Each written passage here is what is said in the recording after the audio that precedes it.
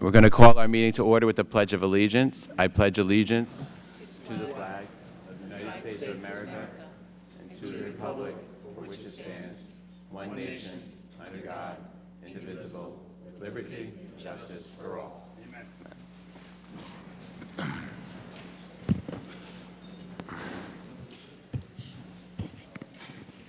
All right, welcome everybody. We're going to start with our approval of meeting minutes. I hadn't had a chance to go through the executive session, so we're going to hold those. So our first one is actually approval of the November 4th, 2019 regular meeting.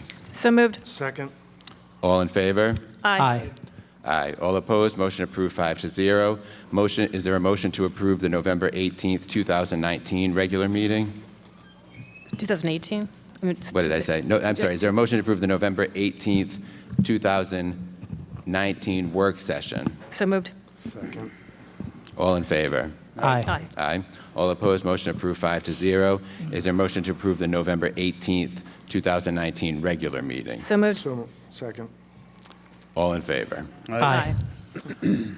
Wanted to take a moment of silent prayer for Mr. Tom Cronin, who served on the town council, and his family had a strong legacy of service to the town, and wanted to recognize his passing.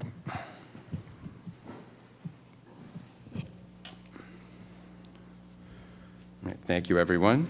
Hey, Matt, if you don't mind, can we do another moment of silence? Oh. Yeah, so if we could do a moment of silence for Amber Boyette, or Amber Betez was her name before she got married. She was a resident of Narragansett for a long time, went to Narragansett schools, and had a shop in the pier called Silver Tides. She just passed away yesterday, so I just wanted to take a moment for her as well. Thank you very much.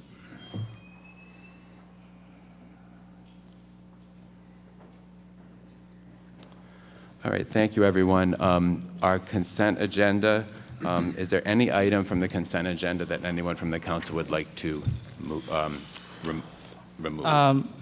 Yeah, number 4, please. Okay, number 4, any other requests? All right, is there an item to approve the consent agenda with the exception of item number 4? So moved. Second. All in favor? Aye. All opposed? Motion approved 5-0. Item number 4 is a motion to approve the annual service agreement for the water metering reading system from Itron Incorporated in the amount of $6,001.84. So moved.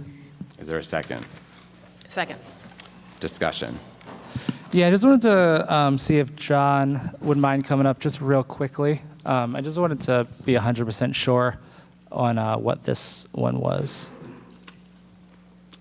So John, there's a little bit of sensitivity around the newer technology that some towns are using for the long distance remote reading.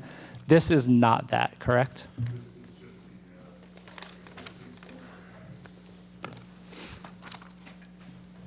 This is just our existing billing system and meter reading, so it's just a software package where they upgrade and we have patches and normal maintenance of it. So it's our existing system that we use, nothing new. Okay, so just a renewal of what we already have, basically. Just a renewal of the maintenance contract. Okay, that's it. Thanks. Thank you. Any further discussion? So people, anyone from the audience who comes to that microphone, make sure the red button's on and just speak directly into the microphone. Okay. Item number 4, all in favor? Aye. Aye. Aye. All opposed? Motion approved 5-0. Item number 17 is a motion to accept a reimbursable assistance to firefighters grant totaling $73,850 from the Federal Emergency Management Agency and the Department of Homeland Security Assistance to Firefighters Grant Program. So moved. Discussion. Do you want to move that up? Yeah. All right, wait a second. Number 17, any questions or comments? All right, all in favor? Aye. All opposed? Motion approved 5-0. Patrick? Yeah, Councilman Mannix, can we move up agenda item number 35? Is there a motion to do so? So moved. Is there a second? All in favor? Aye. Aye. All opposed? Motion approved. Abstain?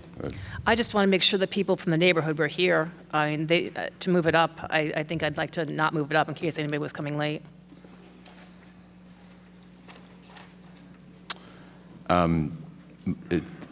Is there, how did you guys want to vote? So I'm voting no. Okay. All right. Motion approved, 3-2. All right. Item 35 is a motion to amend the town parking ordinance and add public parking spaces in the neighborhood around the waterfront public access points at the end of Conant Ave and Pilgrim Avenue, as presented by the town manager in the November 18, 2019 public parking workshop. Is there a motion? Move that motion. Second. Discussion. This item comes from Mr. Pugh. Great, thank you. Mike, do we have the overheads that were, we have those, right? You'll have to give me a moment, Councilman Pugh. It's in my thumb drive. Okay. Okay, great. Yeah, so we could just start the discussion while we wait for that. Yeah, so this is a item that spawns from multiple work sessions that we've had, as well as a initial agenda item back in, I think it was the late spring, early summer. So earlier on this year, there were a lot of reports of ticketing down in this area. I think it had been happening over the last few years, something that had been getting a little more, I guess, aggressive, the calls and the amount of tickets being given out.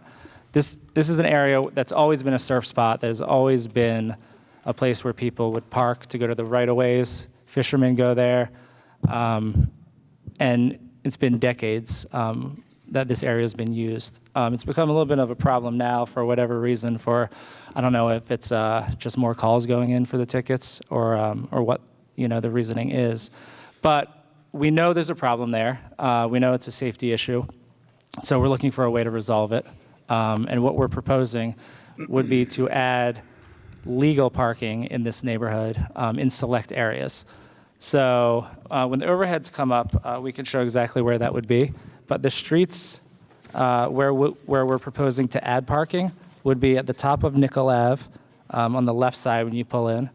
And again, we'll go over this again when the visuals are there, as well as Luis Ave and Pilgrim Ave. So it would be a total of 22 spots. Do we have it? Okay, great. Do we have, thank you, Dan.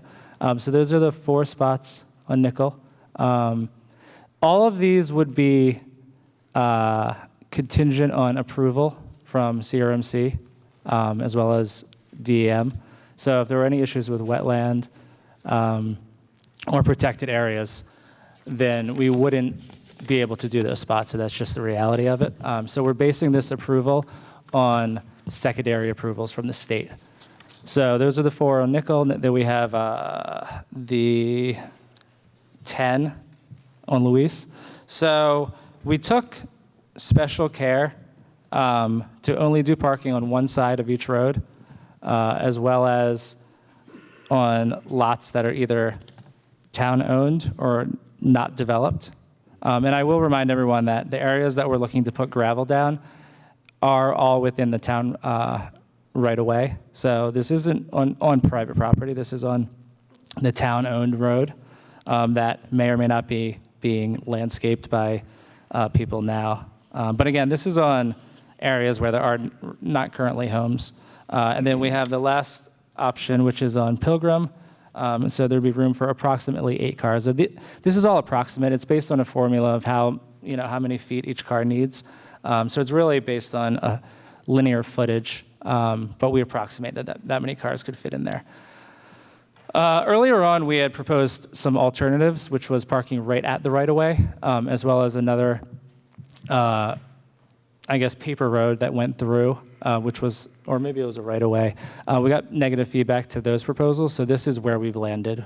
This is what we think is a compromise. Whether that's the case for everyone, we'll hear that tonight. But for me, this all comes down to an existing safety issue in an area that's always been used for access. And the complaints that I get on both sides of the issue are safety. So if you're going to complain about safety and we're offering a solution to pull the cars off the road, so off where people are currently parking, so to make the roads no more narrow with cars, then this is a solution to what you're complaining about, which is the safety. So I'll stop now. I'll probably chime in again a little bit later, but I'd like to hear what other people think. All right, any other comment from the council? Nothing? No.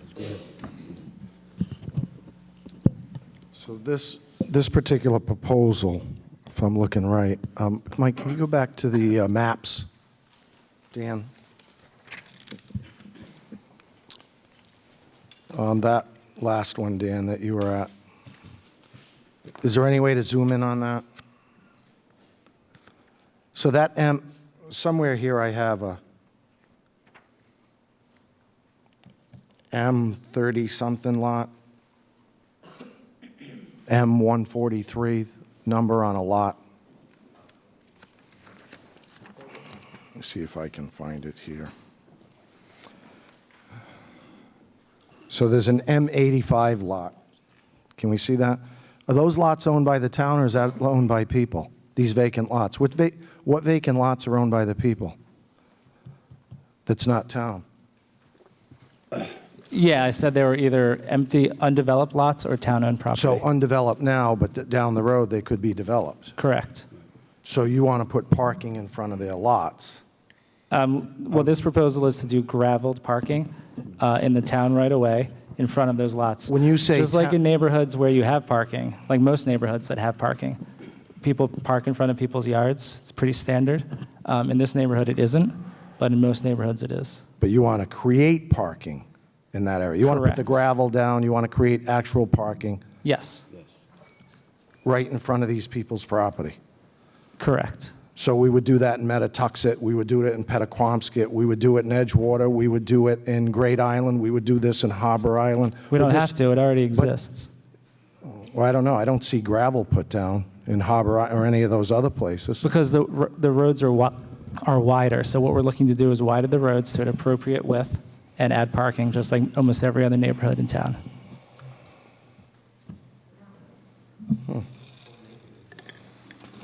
Interesting. Well, I'm really curious to hear about the people that live in this neighborhood, how they feel about this. Are we allowed to come up? Are we allowed? Well, I'm going to have the council come first, and then we're going to go out to anyone else from the council. Any comments, Patrick?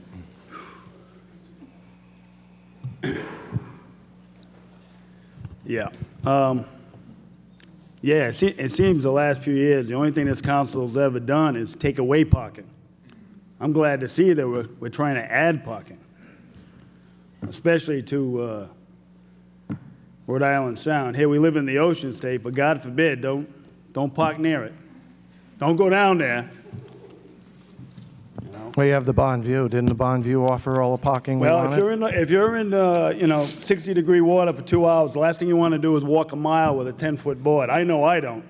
Well, that's why you don't surf. Well, not lately, but I know what these guys are looking for. What about fishing, Rick? You're a commercial fisherman? Yep, exactly. And you rod and reel, you go down there and... I did, and when I went down there, and towards the later part of my life, when my father couldn't walk, he would go down, and we would let people know that we were residents of the community, and those people were more than willing to allow us to park at their residence, not all of them, but some of them, so that we could access to go fishing, whether it was in their backyard or in other locations, Anawan Cliffs, those particular areas. So you want to start putting parking lots in neighborhoods?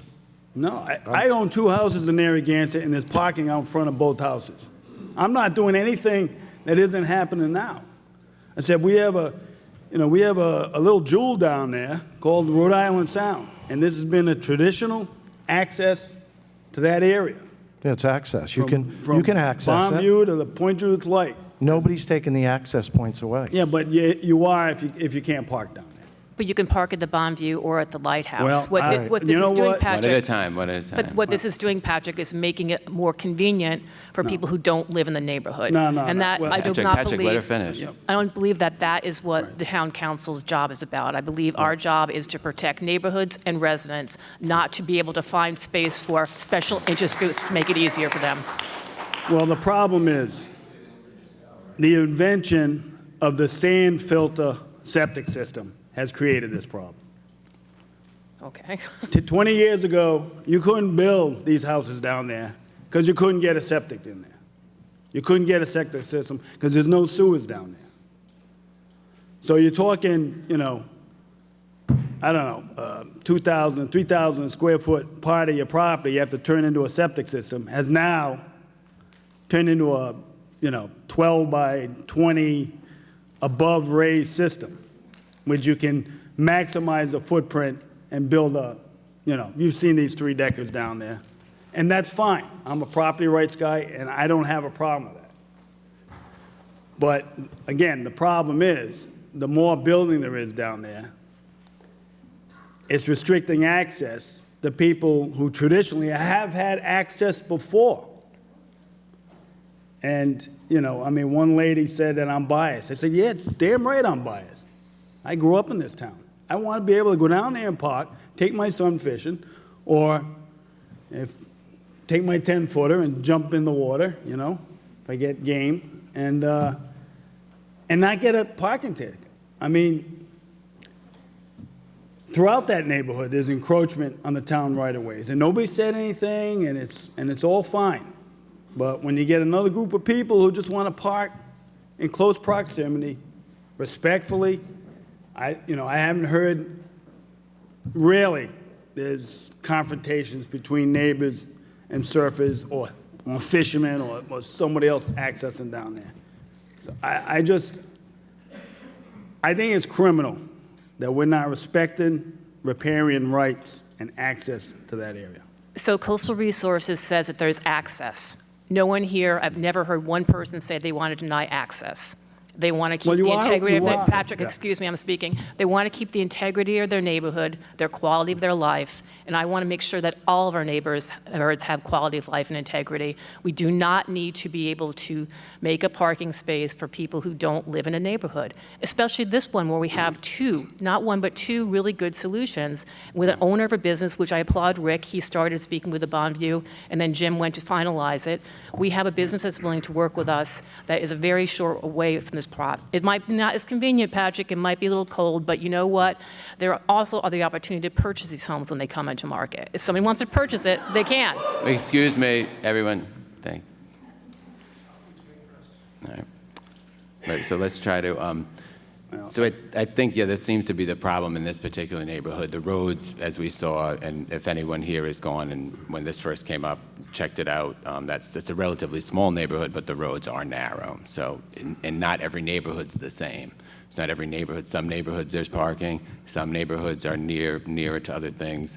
And so it's not a one-size-fits-all approach. And in terms of riparian rights and the public trust doctrine, again, yes, if you're close to the water or you're near one of these access points, you have access to the water. But you couldn't say somebody who lives close to the water, is right on top of the water, can't basically say, I have a riparian right elsewhere. And I'm not saying that's what's going on here. For example, if you're high up on a cliff, right, you can put a dock there, but it would be very dangerous for you to do so. But if you want to have that riparian right, then you should live somewhere where you can more easily build your dock. But I want to thank the town manager. He went out there and looked at this, and I know he was in the process of kind of coming up with a proposal here, but this came on here before we got to hear from CRMC and the neighbors. So are there any other comments from the council?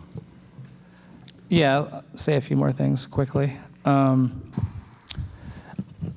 I guess I'll say that I do understand the perspective of the people that live in that neighborhood. Nobody really wants that kind of change happening in the area that they live. So I understand that. However, this is a neighborhood within a town. It's public property. This isn't a private neighborhood. When it comes down to it, when you buy property in a town, you own your lot. That's your property. Everything outside of that is town property. And what we're trying to do here is normalize an area that is actually abnormal in town. It's hard to think of any other neighborhood where there's absolutely no parking. So we're doing it, again, this proposal is I think it's a respectful way to do it. It's not perfect, probably. If someone is going to develop one of those lots where there's parking, we will remove those spots. We'll remove those spots. If you're going to have a driveway there, we have to remove those spots. We'll clear it out. You'll put your driveway there, and maybe we'll reconfigure that area, or we'll lose a few spots from the 22 that we're proposing. But again, this has been a surf spot forever, and the people that use it, the reason why less people that are parking there are from out of town is because they can't live in town anymore. Now they live in South Kingstown. There's still families that are historic families in South County that are just trying to go down and use the same area that they've always used. And, first they're being pushed out of town, and now they're being pushed out of a neighborhood where they just want to park to go surf. So it's kind of, to me, it's really, this is just the fabric of, it's the fabric of Narragansett changing before our eyes. It's really unfortunate. And I would like to reach out to the people that live in that neighborhood and, maybe have a conversation about the reasons why you wanted to move here in the first place, which I think is the character of Narragansett, which is a surf town, and it's something that, everybody should really respect that history about this town. So, thanks.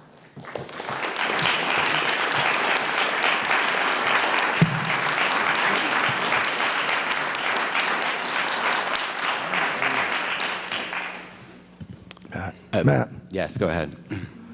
So as I look around, most of you weren't old enough because I was barely old enough. And you're right, Narragansett was a surfing community in town. Then Gil Bain just plowed it over. That's what Narragansett was. Take a look at some of the old pictures with surf shops, pizza parlors, sandwich shops, plenty of parking. It's not that anymore.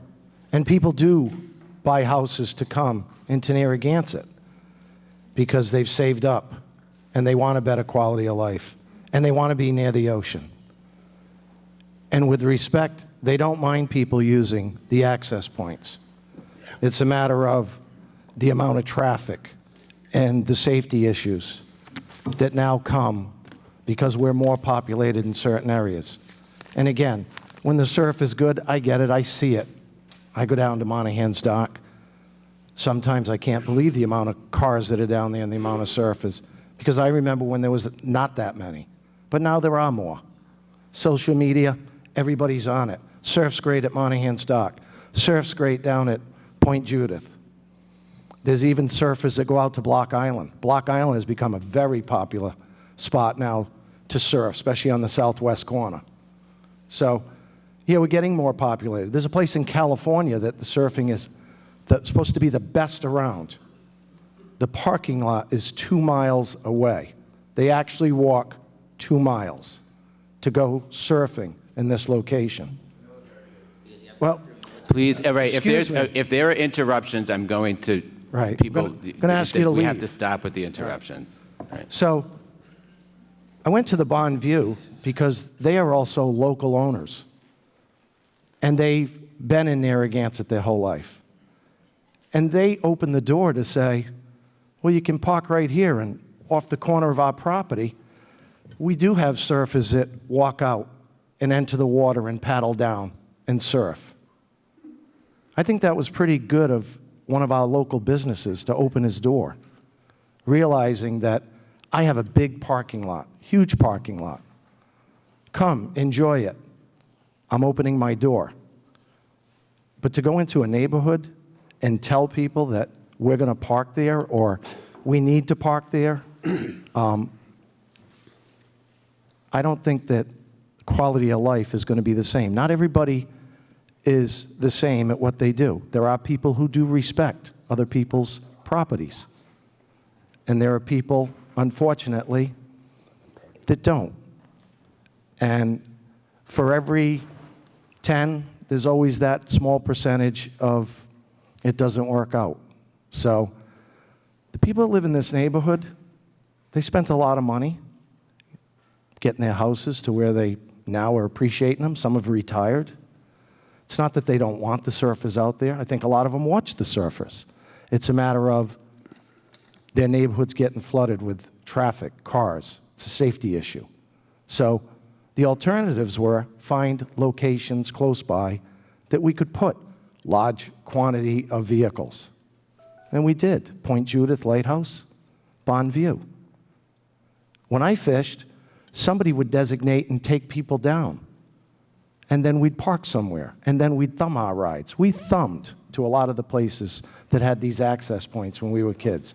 I know they don't do it anymore. I get that. But what I'm saying to you is there are places to park that this town has opened the door. And I think that that's very important. For the people who live in this town that enjoy the surfing, they know that there are people in this town that allow them to park on their property and go enjoy themselves. There are those people. Not everybody, but there are those people. So I know when you go down to Deep Hole Matunic, you have that parking lot. And then if you stop parking up towards the Ocean Mist, it's no parking, and they ticket. There are tickets down there. I know the side of the street that you can't park. I've lived here my whole life. So again, they do ticket. Sometimes they don't ticket, depending on the events or what's going on. Try to be reasonable about it. But just, if you think you're going to come into the neighborhood and say, you know, we need to take, because it's town property. Really? So the town owns property everywhere. So does that mean I can go bulldoze down around the Pier Marketplace because I need more parking for the beach? It's town property. I think this is a can of worms that's opening that doesn't need to be open. I think that down at the Bond View, there's ample parking. I think that at Point Judith Lighthouse, there's ample parking. I think these right-of-ways that are access points, when there's going to be an emergency or some type of situation going on that we need public safety, they can get in, they can get out, people can be helped. I mean, that's what it's about for me. Thank you. So the council members have weighed in. We'd go to the public, but we have an 8 o'clock public hearing, so I'm going to ask our stenographer to come forward. Public hearings are noticed at 8 o'clock, so we have to, wherever we're on the agenda, we have to move over to that. So I'm going to ask her to come forward, and then when we're finished the public hearing, we will, then we'll continue with this agenda item number 35.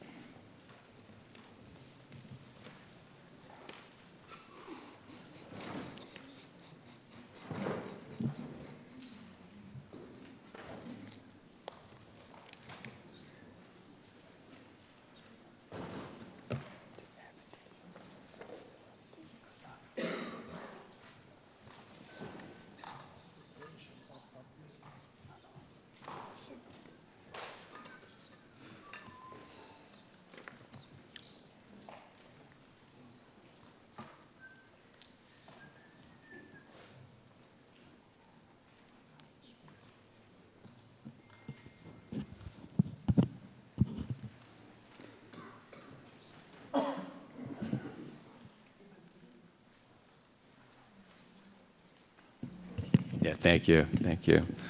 So we have a motion to open, I'm going to look for a motion to open a public hearing for text revisions of the zoning ordinance of the town of Narragansett at sections 2.2, definitions, 4.7, special flood hazard overlay district, and 6.4, dimensional regulations to address changes made by passage of S-0689, which revised building height definition under Rhode Island General Laws, section 45-24-31.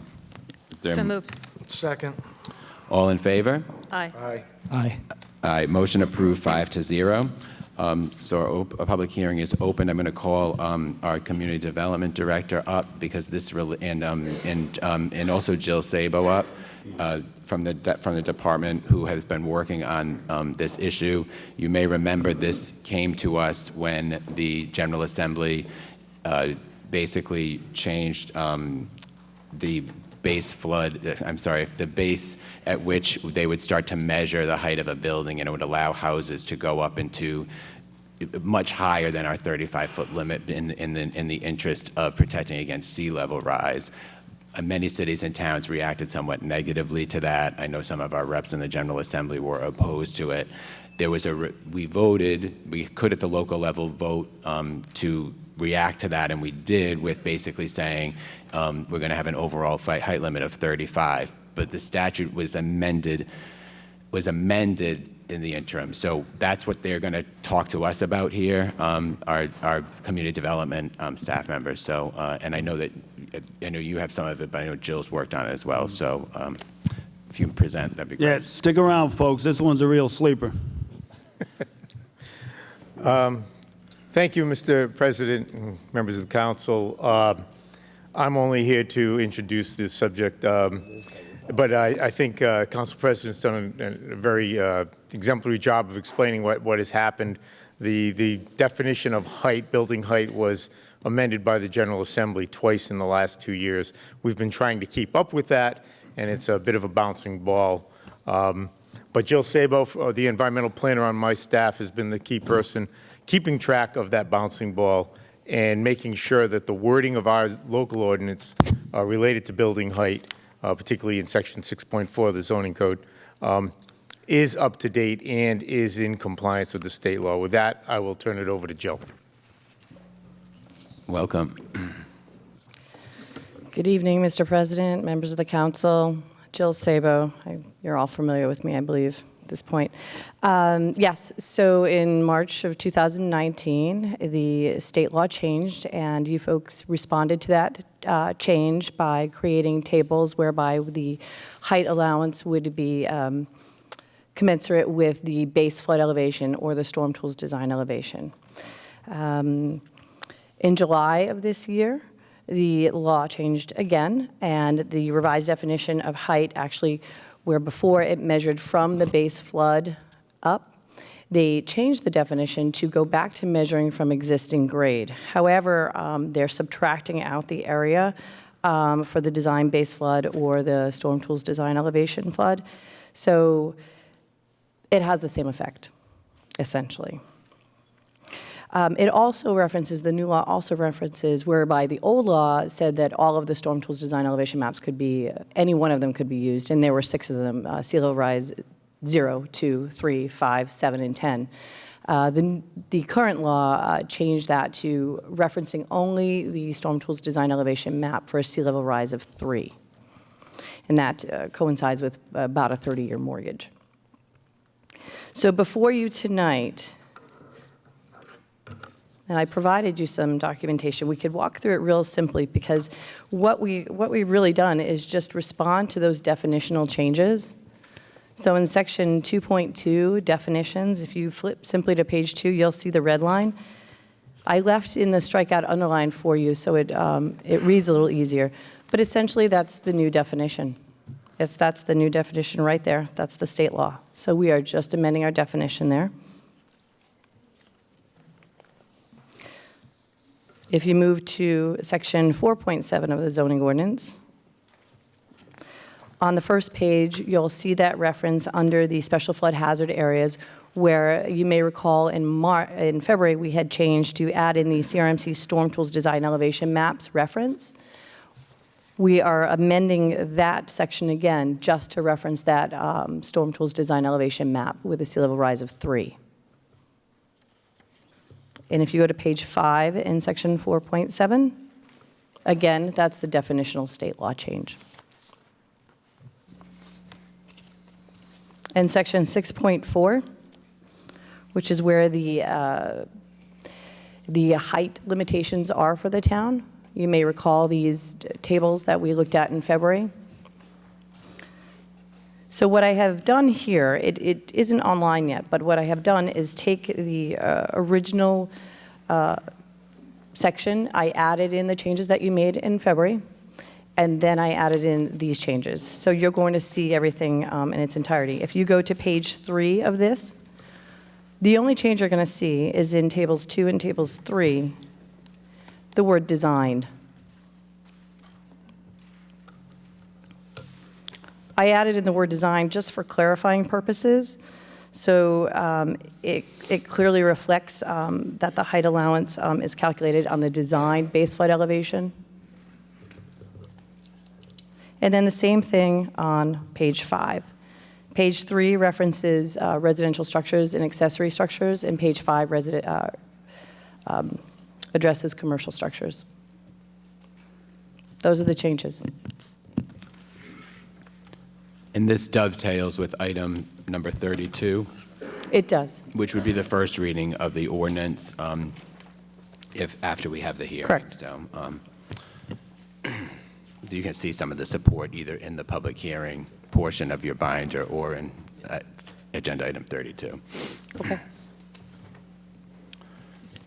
All right, are there any questions for Jill from the council? Jill, Yes. after we made our initial changes in building height, they came in, CMRC,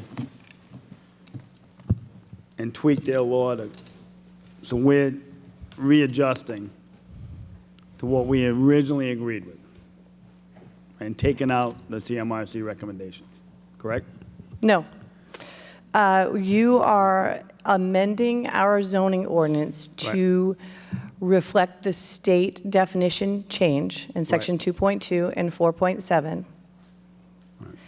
And in section 6.4, you are adding in the word designed, so it clearly references and reflects that the height allowances are based on the design to base flood elevation. So those tables that you approved in February have not changed. Right. There's no numerical change, nothing. Right.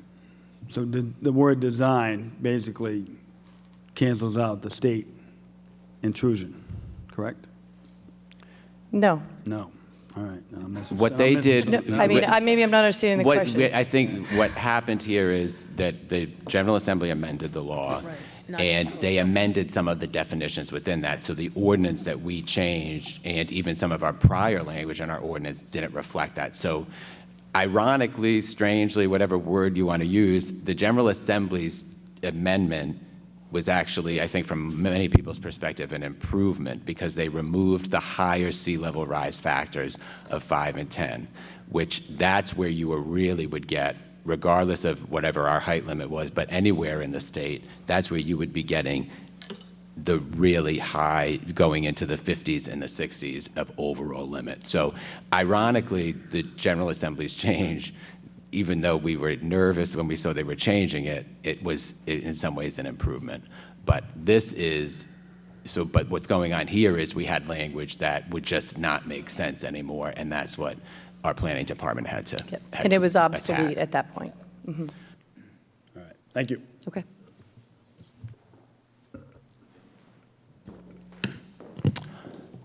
Is there anyone who would like to testify from the public regarding this item? All right, that being said, is there a motion to close the public hearing? So moved. Second?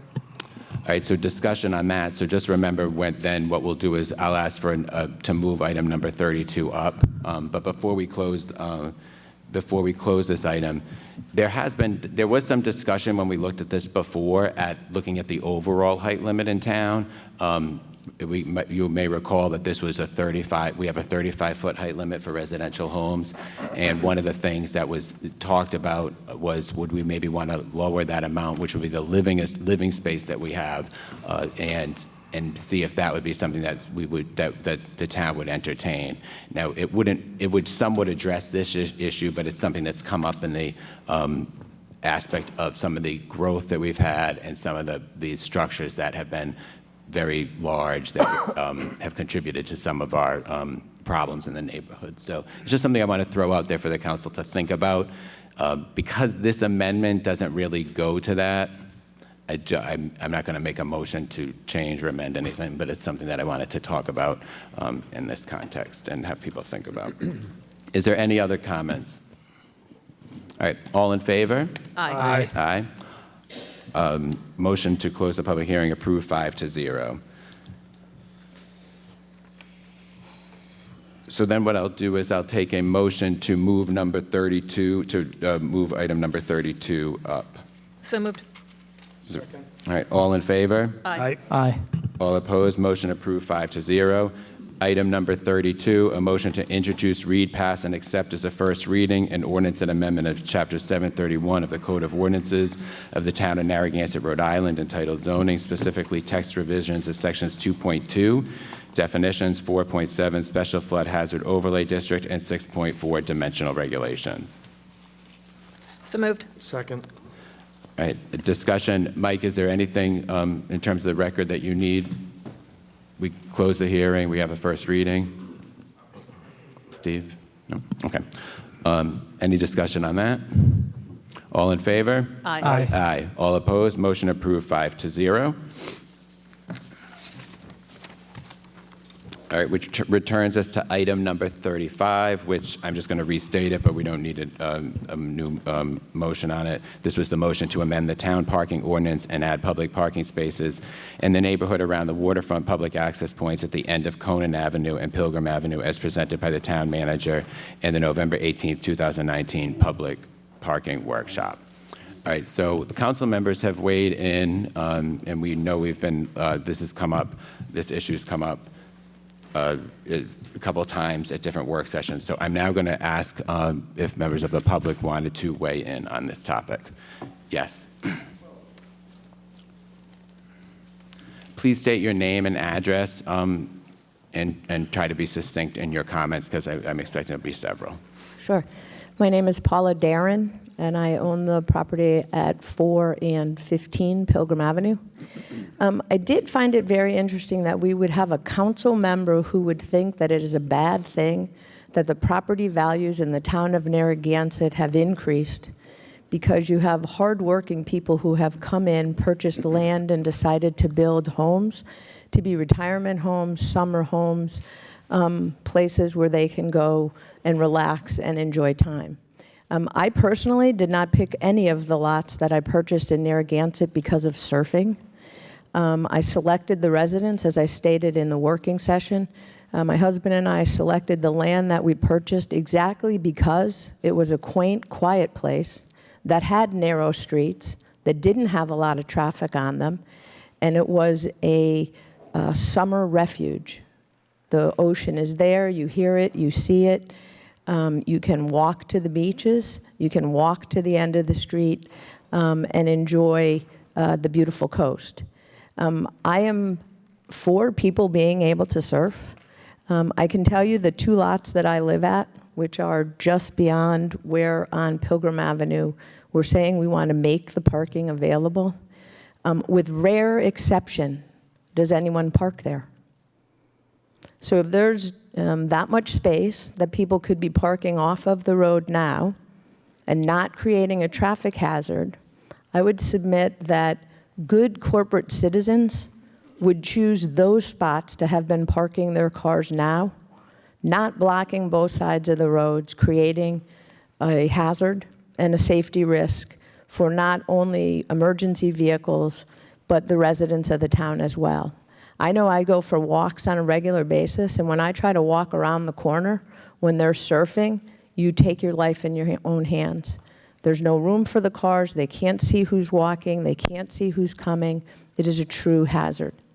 So I also can tell you that I see many surfers walk all the way down Pilgrim Avenue because they've parked in the, and I'm not going to know the name of the lot, but the lot that's across the street from Breakwater Village. So they've parked their car there, and they've walked all that distance down to go surfing. So I think we as homeowners made a choice to purchase land in a quiet, quaint residential section of town. Those roads are narrow and have been narrow since they've been built. If this was such a treasure, and we felt such a responsibility that the town owed all these people roads that were wide enough for them to park on, why haven't we widened the roads years and years and years ago to let people take advantage of that treasure, as you call it? So I think that you have residents that have chosen to purchase land in this town. I would hope that as a council, you welcomed new residents making investment in the town, increasing the tax base, and affording the opportunity for further development. And as such, I am opposed to making these changes. Thank you very much. Thank you.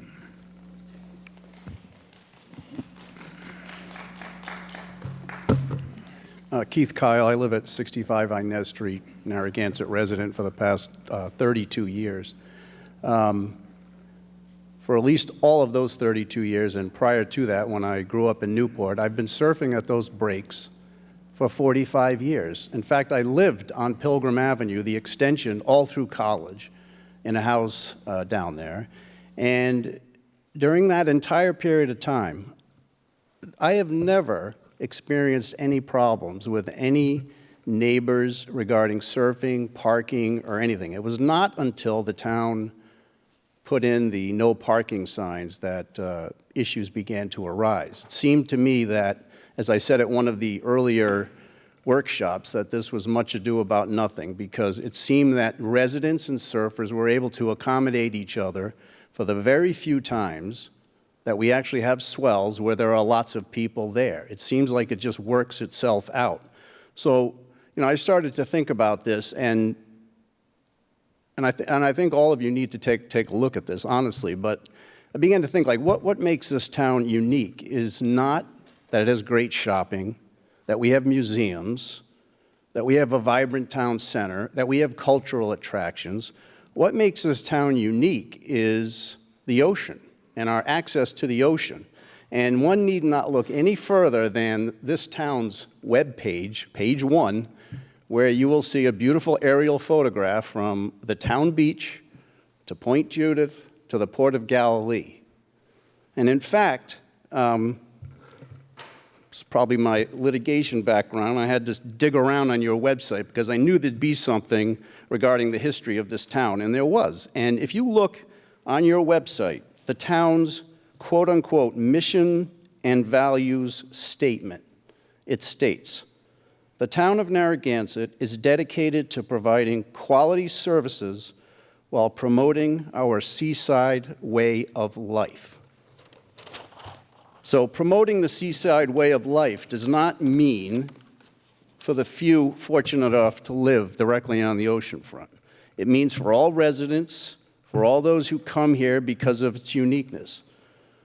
And along with the promotion of the seaside way of life should flow providing meaningful access to all of the rights of way in the areas that we're talking about, including some place to park for all users of the shore. I'm all for the proposal that's been put forward tonight. And for the town council to not pass this, in my opinion, would essentially be constructively denying access to the right-of-way. And what I mean by that is if we don't have and come to some accommodation with everyone about parking, you're not able to get there. I mean, you're talking about, and I heard Mr. Lima talk about in California, I've surfed all those breaks there. It's 75 degrees there pretty much year-round. We're talking 30-degree temperatures and the like, and this has been going on for at least my 45 years of surfing. I'm 59, and probably well before that. So I really think that this council needs to take a really close look at this, and it seems to me that the neighbors, as one just testified, they're not opposed to surfers being down there. We just need to come up with a reasonable solution that accommodates everyone, and be mindful that this is not a daily experience like occurs in the town at the beach. This is maybe once or twice, maybe 3 times a month if we're all the surfers are lucky. All right, thanks, And- Keith. All right, thank you. The man in the back, please, and then you.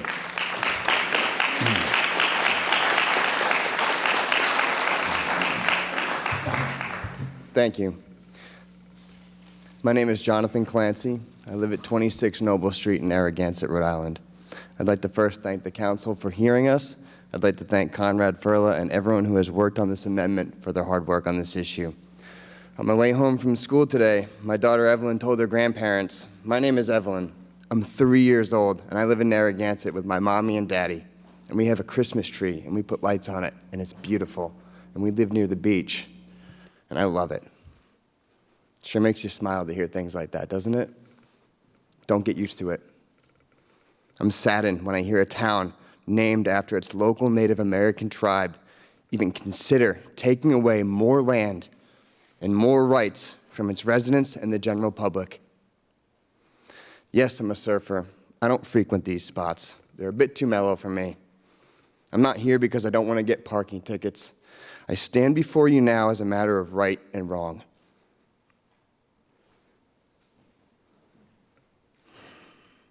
I stand before you now because I fear decisions made by this town are driving families away. I fear that this town that I love and worked so hard over the past decade to be able to afford to buy a home in may turn into a ghost town, void of families, full of restrictions that only benefit people who use this land to turn profit on rental properties that are being built in the very areas we are contesting right now. Big and, in my humble opinion, ugly homes that will remain vacant for most of the year. Unless, of course, they're used for college rentals as well, and we all know how that goes. If we continue to bow down to big developers for money that will soon be spent, eventually we will have no more land to offer them, and they will take their dollars and move on to the next small town to ruin that, most likely Charlestown. If we continue to care more about people who use our town for their own profits and are not truly part of this community, I fear we will soon have no community left to fight for. To me, the right choice is simple. Let the people have the parking that they legally have the right to under coastal access laws. There are so many surfers and fishermen and general ocean lovers in this town, and while we can't make it to every town meeting, this is my first as a resident, I'll admit, one thing we do love to do is vote. And while I cannot predict the outcome of this vote tonight, I can tell you one thing. This issue has upset a group of people that do not give up. Look at Ruggles in Newport and the effort put together by Sid Abruzzi and Clean Ocean Access a few years ago. Do some research on trestles in California. I dare you. I dare you. We do not give up. Surfing is not easy. It requires dedication, strength, stamina, focus under pressure, and most importantly, love. We love this land, we love this ocean, and we love this town. And while we may not all get to vote on this particular issue, one thing we do get to vote on is who sits on these very seats in front of us. Look to your left, look to your right. Some of you will not be sitting here come next election. We will not give up on this. We will bring in more social action groups. Thank you. We will create a new council. We will take up more time, and we will get our rights back. Or you can simply make the correct decision tonight. Vote with your hearts, not your wallets. Vote for this earth, vote for this town, vote for your kids, and vote for your grandkids. Thank you.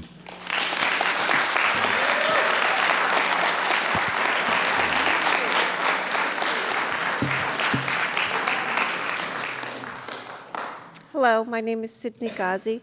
I own a home on Caliph Ave, and I also own one of the properties that you're planning on taking over. I'd like to correct Councilmember Pugh's opinion of the vacant lots that you believe belong to nobody. They actually belong to residents and people that live in that area. I own one of them, and by your proposal tonight of taking over my land and putting in parking, you will deny my family access to our land that is actually protected by many of the same regulations that I think the town of Narragansett needs to follow as well. However, I would like to thank you all and our town manager and the fire chief and the police department for recognizing the safety issues that are down there. The proposal before us, authorized by Mr. Pugh and Mr. Murray, asked taxpayers of Narragansett to fund a gravel and crushed stone parking spots and lots in a neighborhood that simply can't afford the space. We don't have the place for it. I find it very confusing, and when things are confusing and don't make sense, they really don't make sense for a reason. Many of the proposals that have been put forth as solutions have been dismissed and, quite frankly, not acknowledged at all. I think that using our taxpayer money to destroy the natural green space and the fragile ecosystem that belongs in that area, that should be remaining there. I actually happen to agree with the gentleman that spoke right before me. These are rights. These spaces are valuable. They're fragile, and they are special to Rhode Island. For us to come in there and come up with a plan to destroy them and repave over your paper roads that you suggest, that you want to put 2 lots in, and especially the lot over on Nichols, which buffers a salt pond, I think is really a tragic space to be, just to accommodate a small special interest group that would like to park there conveniently. What you're proposing is not sustainable. It is not something that we can keep up with. We don't have the money to maintain the roads as they are right now. We don't have the money to fund many systems in our town right now. And to say that you're going to sustain these gravel pits are not really, I don't think that's fair to the town people at all. What I do find very confusing also is why you work so tirelessly, especially Councilmember Pugh and Councilmember Murray. There are 3 solutions out. I know we spoke of 2 of them. There's also Camp Cronin, the Bonneview, which is literally, the parking spaces at the Rose Nullman Park are within 100 yards of an access point. The Bonneview is 0.2 of a mile to Nichols Street. So to say you're walking a mile when you're tired is really, it's really unfair, and I think it's a little misleading.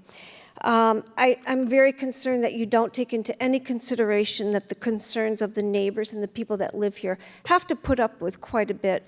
I know you think that this only happens 3 times a month in great swells, but to live there and be the neighbors that have to maintain that space afterwards is really, we do that because we also love nature as well. We want to preserve that. We don't want this to go away. Contrary to what some of the other people have said here today, we don't want this space to disappear. But we also recognize that we can't afford parking spaces there. I'm going to just... leave you now with this one point here. I have to follow very strict guidelines and regulations by the CRMC and the DEM if I ever want to use my land for anything, whether it's parking or not. I may not park my car on my own property, and that's the fact.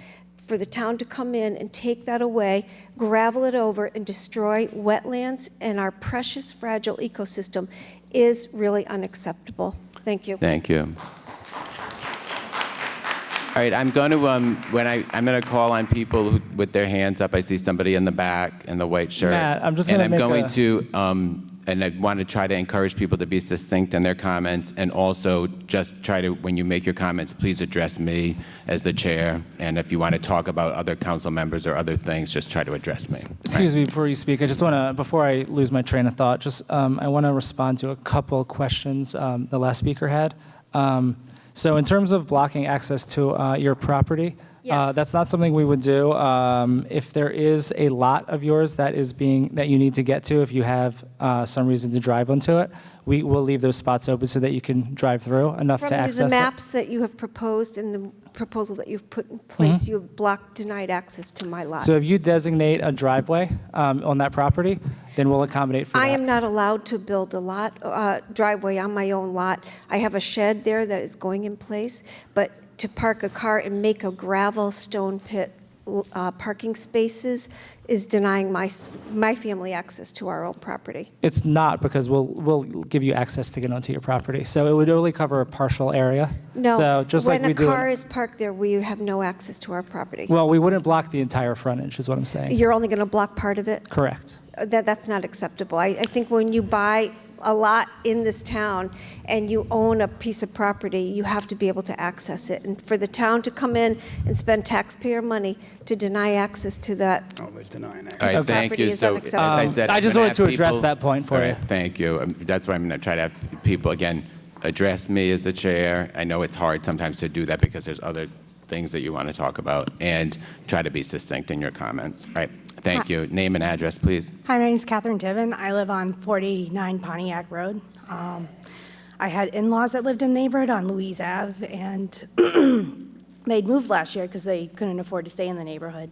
I actually work as a professional engineer who studies traffic. I've been 8 years in the business, and my biggest pet peeve is when people think they know about traffic. So when someone says that building 22 parking spots is going to cause more traffic, that's simply not true, and that will never be true.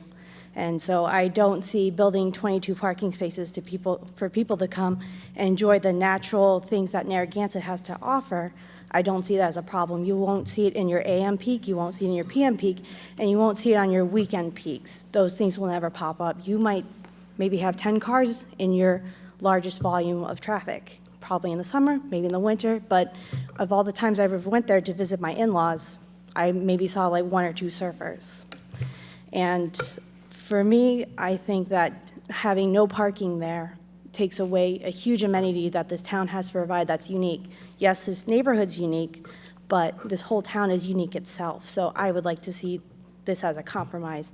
And my last thought would be, if everyone's so concerned about the safety aspect, then why aren't you, one of the other comments was, why not look at widening the road itself?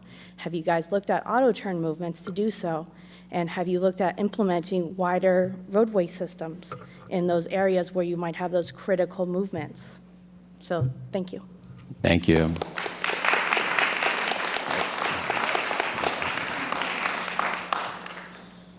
Good evening. My name is Christine Duffy, and I own 6 Summer Street in Narragansett.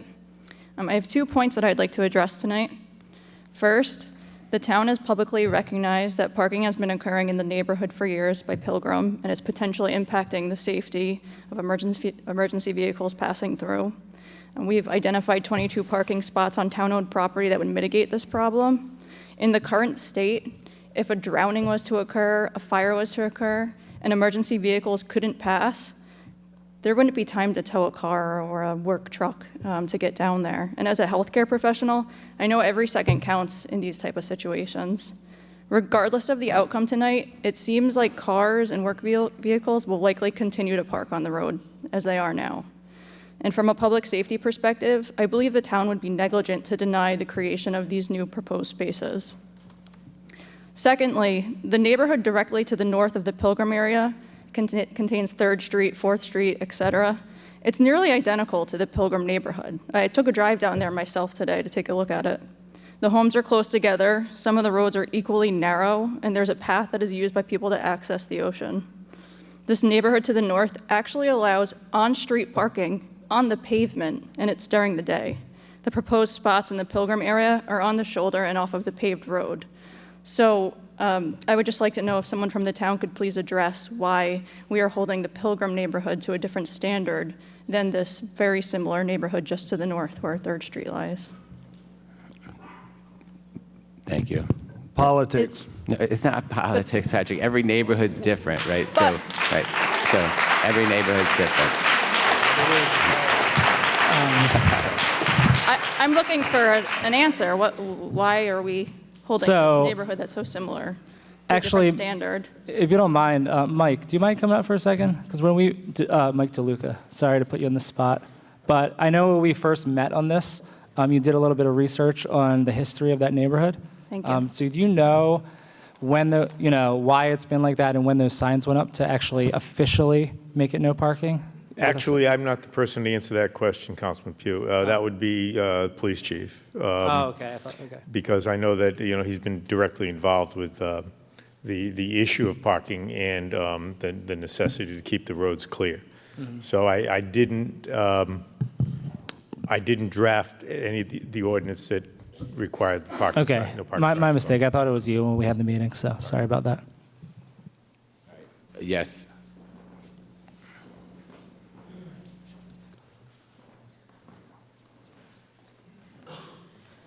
Hello, everyone. My name is Patrick Doherty Jr., a tenant at 9 Flint Drive. My family moved to Narragansett in about 2002. They rented, I believe it was 15 Meritorium in Bonnet Shores as they were scoping out the market, bought Flint Drive in Indian Trail, I believe it was 2004.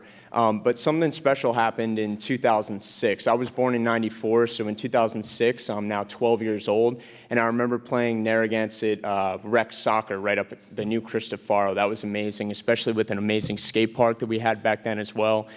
It was amazing to feel the community of that. After a soccer game that ended at about 11:30, I had a teammate's father who loved surfing Connet and down at Pilgrim too. He said, "PJ, would you like to come?" No one else in my family surfs. I just grew up on Narragansett for the summers. Long story short, those waves right there actually gave me the confidence to start surfing in rockier waters. Narragansett Beach is phenomenal, but when it gets too big, the waves tend to crash, and that's when you have severe rip current, and also just drowning can occur because you could be too far out to realize how much physical strain you're going to endure. Speaking from that, surfing those breaks for the next 2 years off and on with whenever we had swell possible, I didn't personally have my license, but there was never really a problem. We knew certain areas we couldn't park on the side of the road just due to traffic and transit, but there was never a problem of if we could go down there and park. And maybe it was respectful on some people we knew. However, then moving that up to 2008, I then was 14. That's when I first surfed Monahans because of that confidence boost. So I'm not here to talk about the values and everything, just the psychological effects that it can truly have on someone who's grown up in this town. And to build off of what we have here, I run an Instagram account called The Ocean State. It has 11.3 thousand followers, and we don't even do any paid promotion. It's solely just love for the Ocean State. There are so many people that comment on that say, wow, I moved down to Texas for work, or I now live in Maryland. Just keep doing this. We love seeing what we once left behind. And a lot of them love to come back. Maybe they flourish elsewhere, but let's not ruin the argument of his ideology, her ideology, but just the act that it can be very improving to one's mental health and also just the love of surfing. Of course, there's some people that won't respect areas that kind of park and leave tread marks in an area like that. But as myself, I don't surf down there often anymore because of just the hassle that it will cause me. And it would be very awesome in my future and hopefully my family's future one day to be able to have at least, hey, maybe you got to get there at 5:30 a.m. to get a certain number of spots. But something like that I hope to put into a little boy that I may have in my future, and hopefully he resides in Narragansett as well. So thank you very much. Appreciate it. All right, thank you. Colin, and then you. Colin. Colin Hines, 88 Tupelo Trail, and I'm also Vice Chair of the Surfrider Foundation chapter in Rhode Island. I know a lot of you personally. I've met you before, and I know that a lot of you, your hearts are in the right place. So I understand that this can be a tough task to kind of balance residents and surfers and the like to try and find the right solution. You know, as a resident myself, been a long-time resident, grew up here. My grandfather been here since the 60s. My aunt owns the Anchor Motel. She used to own the Atlantic House back in the 80s. I mean, my family is well entrenched in this town for many, many years. And I also am a landscape architect, so I also understand the residents' point of view in terms of their, you know, their opinions on this whole parking situation. But to get to the point, basically what I see after listening to all the comments and everything, who knows why the tickets have been starting to fly the last few years. Could be more cars are parking there now than ever. Could also be the fact that new residents have moved in where older ones were there before. Whatever the reason, there's obviously an issue that needs to be addressed. And I hear things like the bond view being thrown out, and I understand that is the intention is good. I get it. But when I hear things like that, it's a private property owner trying to come up with a public solution in the end. And that could change on a whim, and that could change with a sale. And for many reasons why I think that probably is not the most beneficial solution to this parking problem. Narrow roads. If you look at Metatuxet right now, current neighborhood in Narragansett, we have parking on all roads in Metatuxet. There's, anybody can park wherever along those roads and not get a ticket. Trust me, I've called the police once or twice for a rowdy college party, and they've told me the same thing. But the point is that there are plenty of neighborhoods here that you can park on the roads. And I think one of the issues that you find in this particular neighborhood, and this is the landscape architect in me talking, is that you have substandard width roads. You have roads that are maybe 15 feet wide, roughly, give or take a foot. And honestly, that is probably its own problem, regardless of whether or not people are parking there. And there's been people parking there, obviously, like one resident said, for over 40 years. I mean, this is a problem, and it wasn't a problem until maybe the last few years. I mean, this has been going on for decades, almost half a century, if you think about it, without too much of an issue. So this whole parking thing isn't necessarily new. It's more along the lines of now just trying to designate an area, it seems to me. The whole comment about destroying green space, I understand that as a landscape architect, destroying the green space. I also, though, have to look at the other side of the coin and what I've seen. And in that very same neighborhood, I've seen 2 or 3 residents who have built their houses and gone for variances and plowed over every inch that they could possibly get of that green space to try to obtain more space for their building. So you'll have to excuse me if that isn't something I see as a valid argument, given that it's just a little bit of grass here and there and it's already being parked on. Let's not get away from the issue here. This is already happening. So, I think what they have here is a fairly decent compromise. Is it the right one? I don't know. That's for you guys to decide, but I think it's definitely headed in the right direction and one that should be strongly considered, because I think there's been a lot of back and forth on this, and I think unless a public solution is made to a public problem, this isn't going to go away, and it's not going to get any better. Thank you. Okay, thank you.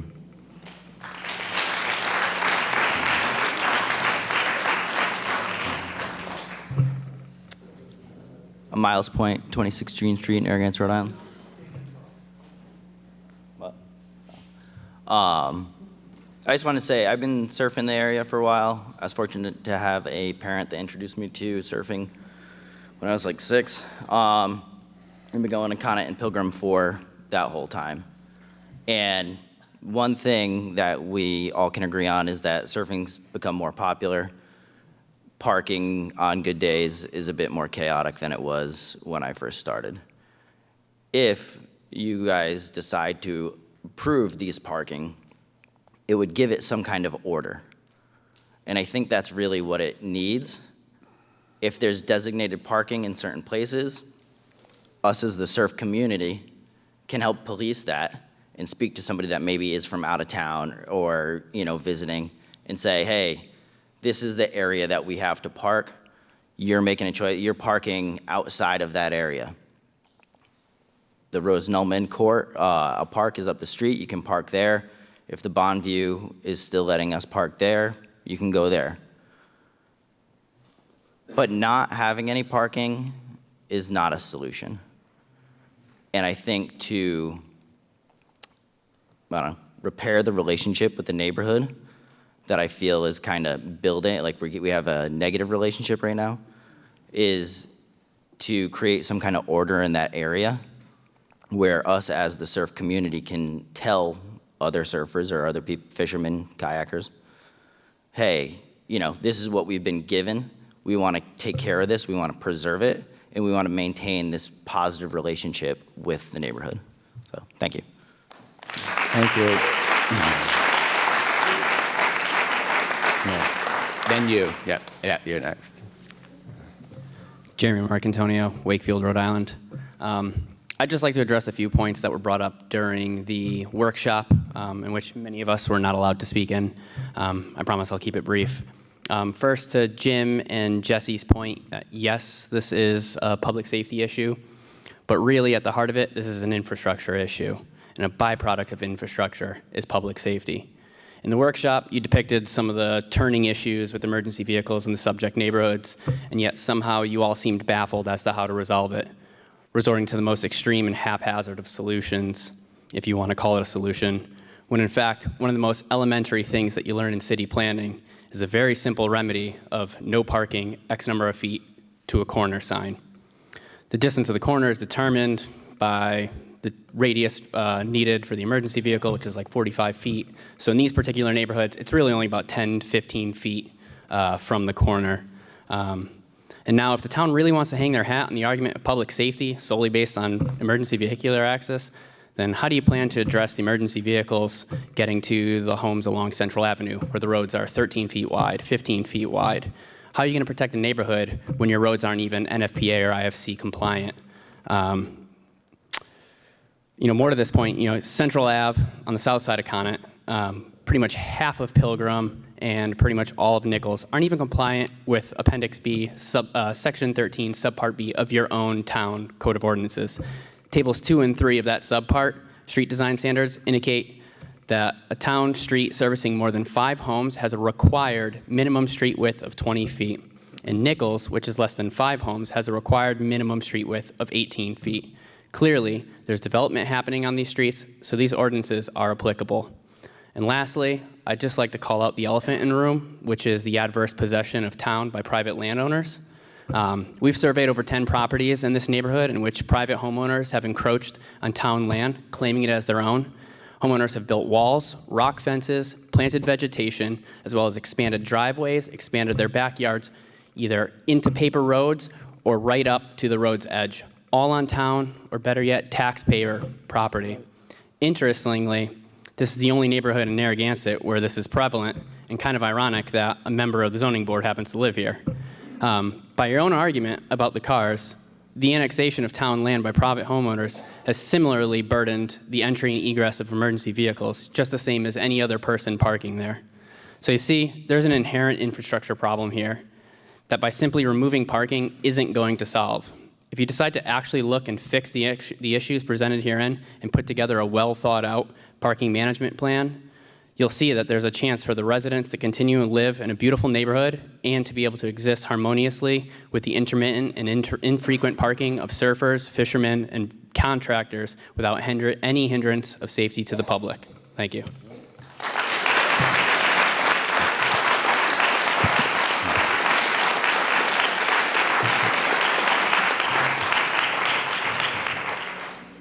Hi, I'm Susan Lanneris. I am the only full-time resident on Nichols Avenue. I see that you propose 4 parking places on Nichols Avenue. I live there, I work there, I barely leave there. And I can tell you, on a day without parking on the right side of the road, 2 cars cannot pass. Every year since I've built my home, I've had to replace all the sprinkler system heads in the front because people drive on my front lawn because the width of Nichols Avenue is not wide enough for 2 cars to pass. Adding parking to the right is going to make it even worse because now they can go off on one side. Once you put parking there, that side's gone. I have pictures just from one day of parking there. It was Saturday, or was it Sunday? Cars got stuck on the side of Nichols. There's wetlands right there. I actually assisted one of the surfers and offered him something to get his car out of where he sunk into it. I mean, I don't have a problem with the surfers parking, but Nichols, I will tell you, is not a solution. I walk my dog there. I almost get hit when people come around the corner. It's a very narrow road. It's really all I have. And I hate speaking in public, so. Thank you. Anyway, if you'd like the pictures, I'd be happy to give them to you. Yeah, please give them to our town clerk. She's right Absolutely. there. That'd be wonderful. Thank you. Yes, in the back.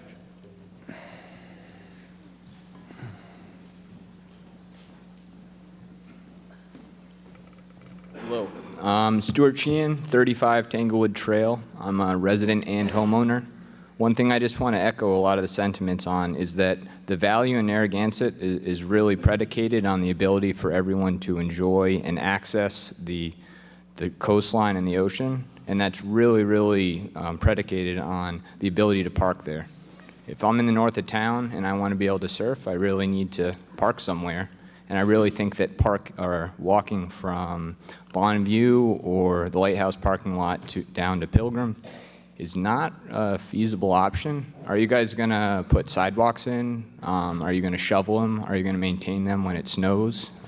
There's a lot of surfing that goes on in those conditions, and I really think it's really kind of not even a Band-Aid. It's kind of, I don't know, stitching together something that's already dead, and it's not sustainable at all. And I just want to kind of reinforce what Miles said. I think he had a lot of strong points, and I want to support just a sustainable solution and legitimate parking in the area.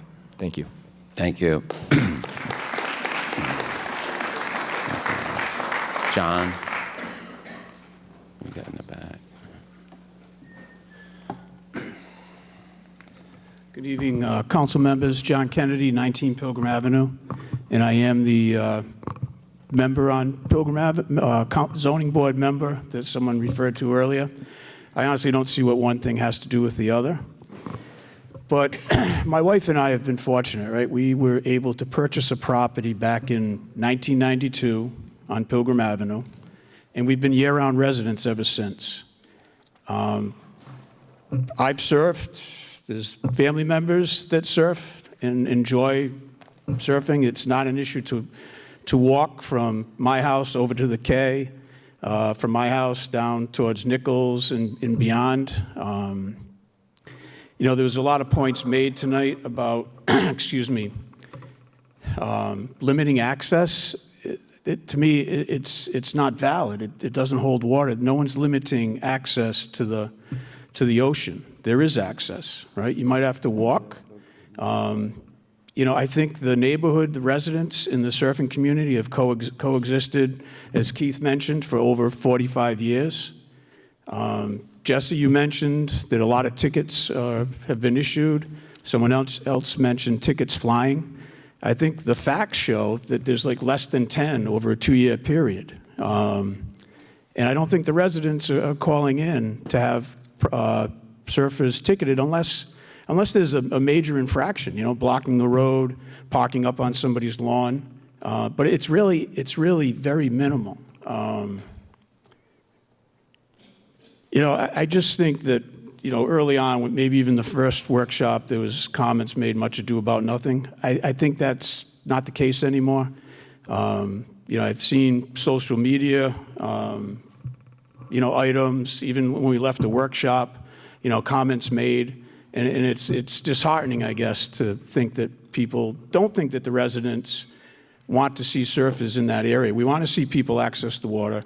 We want to see people surfing. That's part of the reason that we've all moved there. You know, there is some due diligence that I don't think has taken place. A lot of comments, the roads are narrow. I think they're narrow for a reason. They're wet on either side. It's a very wet area. I don't think, I'm not in favor of the parking lots being placed in the neighborhood. I made that comment during the workshop. I'm still holding to that. So the ticket issue, I wanted to comment on that. You know, Jesse, you mentioned most neighborhoods in the town have parking both sides of the street. I don't think that's a true comment. You know, I don't have all the facts, but I know the neighborhoods well. I've traveled throughout all of them with my role on the zoning board. And there are many neighborhoods with very narrow streets. This isn't the only one.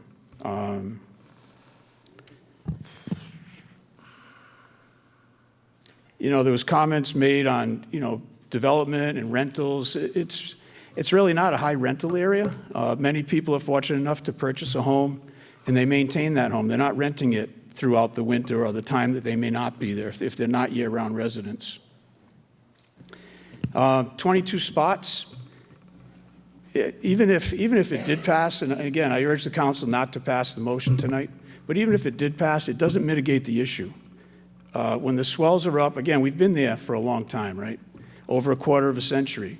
There's been times when the swell's been up days on end after a hurricane has passed by. And I remember it well. We had to post, or the police department had to post an officer at Iggy's and Aunt Carrie's, right where, excuse me, Ocean Road meets Point Judith Road. And it was one in, one out for the whole weekend. You know, so those are issues. And I just think that, you know, the council has done a good job, the town manager has done a good job with his safety officers, providing another solution. And if to walk John, 2/10 of a thank you. mile, Yeah. it's not that far. Thank you. Thank you.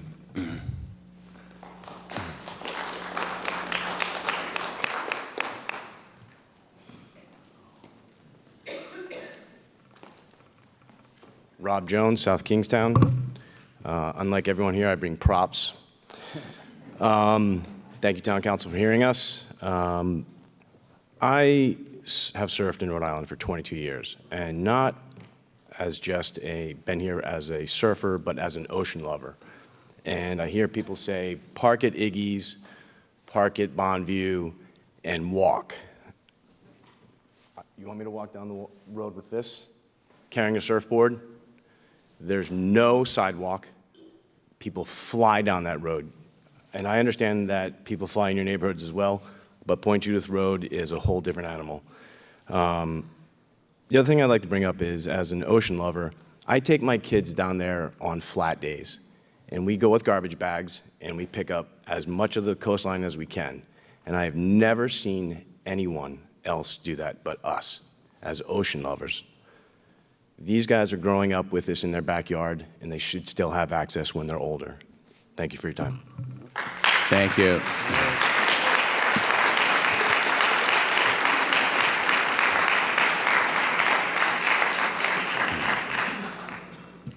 Thank you, council members. My name is Ari Gabinet. I live at 20 Rodman Street. I'm part of your new tax base, so I'm not going to stand here and say that I've been surfing Rhode Island for 30 years and that gives me the right to block anyone's property. And I'm very sympathetic to the property owners who don't want their access to their property to be blocked permanently. I'm very sensitive to property owners who think that their streets are unsafe and they don't want them to become more unsafe with narrowing of the streets by presence of more and more cars parking. I'm sensitive to the owners who believe that now, and it's probably true, there are way more surfers than there used to be back when it was just an occasional thing. But I would hate to think that there's any group of residents in our town who get to say, nobody can park in my street. No resident of the town should be able to say, my quality of life is so important that I can bar an activity that happens everywhere else in the town for selfish reasons, for good reasons, for access reasons, for safety reasons, sure. But somewhere between zero parking and some parking is a rational solution. Organized, as Miles said, organize the chaos. The streets will be safer. Take the people off of the muddy roads, put some gravel down in appropriate places. It will be safer. There will be more room. Somewhere between zero parking and a lot of parking is a good compromise that allows some number of surfers to have access, but not so many that the quality of life of the residents, who I respect, will be destroyed. Most of the residents who've spoken today seem to be happy with the occasional parking of the occasional surfers.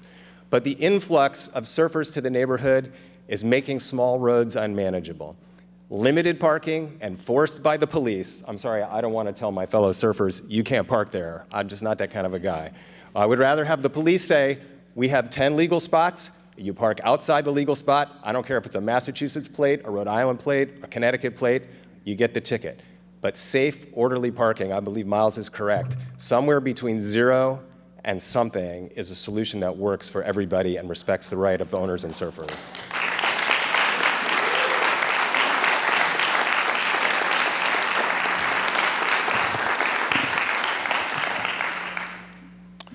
All right, is there anyone else? All right, so if any members of the council want to speak to this. Sure, real quick. Jim, so you came on halfway through this process. We had already worked on this with acting manager Corrigan. But when you came in, you kind of jumped right on it. You went down to the neighborhood, checked everything out, worked on these proposals. I would love to get your perspective on what this proposal would do for the neighborhood in terms of safety and adding some order to a situation that already exists, because we all know the parking will continue. So can you just give a little bit of your opinion on this? Well, I prepared the, along with Mr. DeLuca, some of the potential parking spots that could be located after CRMC and DEM approval and input from the affected parties. And that's what I've done and presented to the council. Yep, so I understand that we vote on this. Do you think this would improve the situation in that neighborhood? It could, but again, there is an infrastructure problem down. There's no doubt about it. The streets are very narrow. That's the way they are. Yeah. But it could. I said I was asked to prepare it at the direction of the council, and I prepared it. Okay, thank you.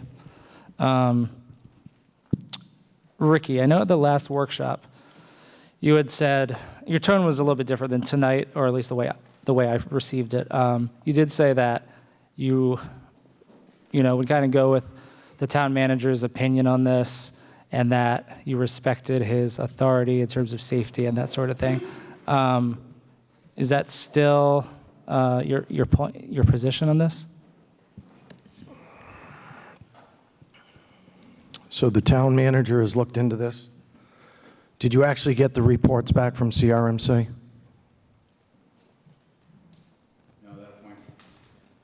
That's pending them to come down and actually visit the site and check the whole plan out. So you knew Jim was going to CRMC, right? Yep.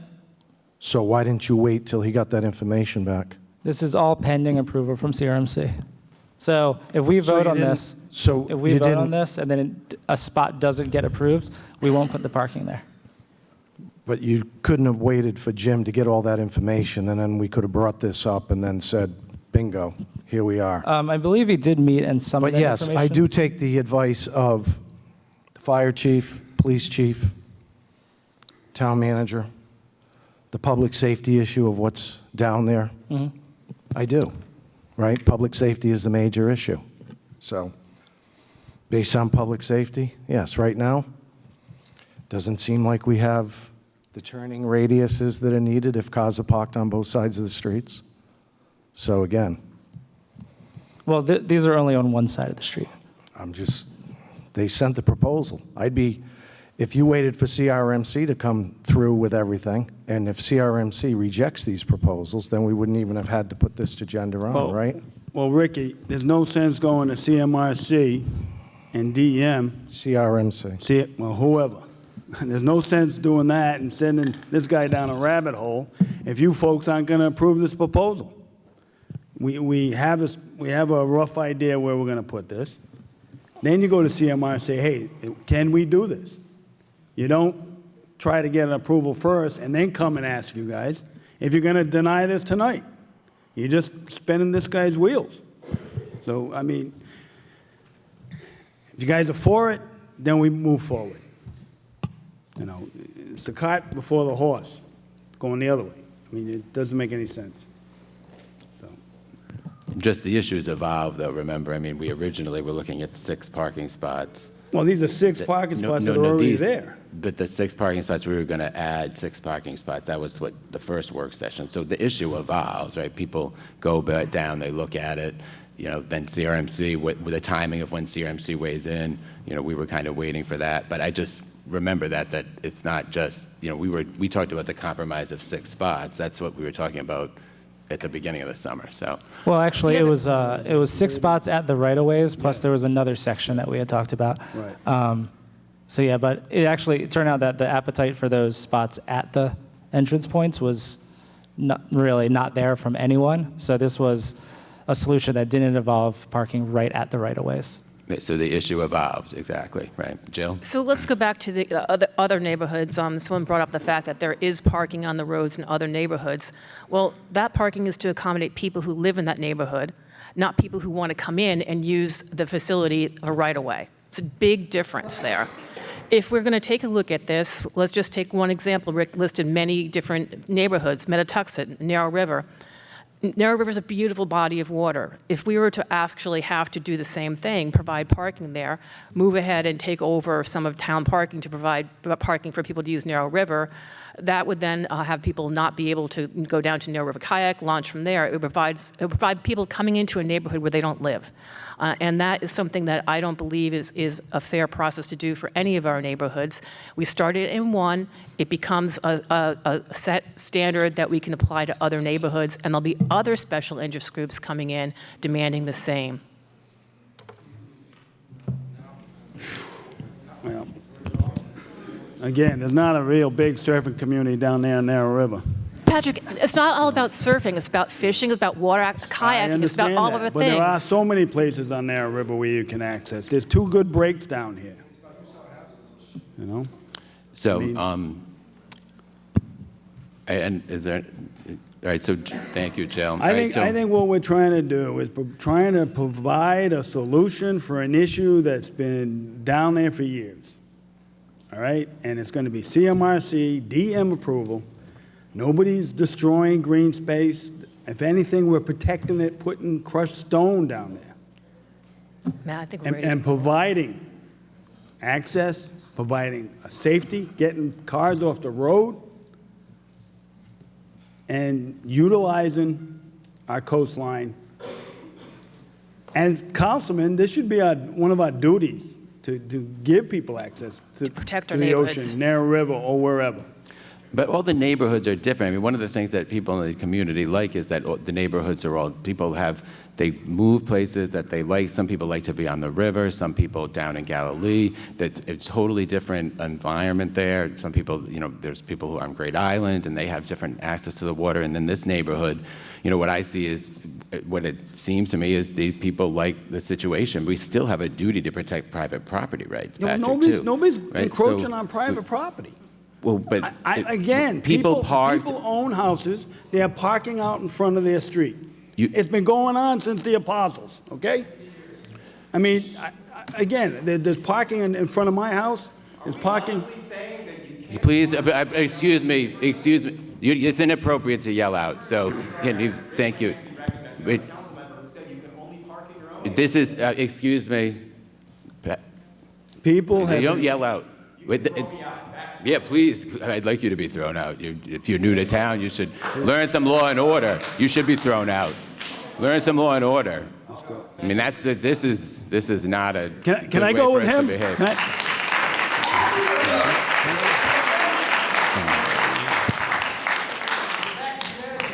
So again, private property, rights, Patrick, which you've always been a strong advocate for. I mean, that's my concern, right? Yeah. I know people want access to the water.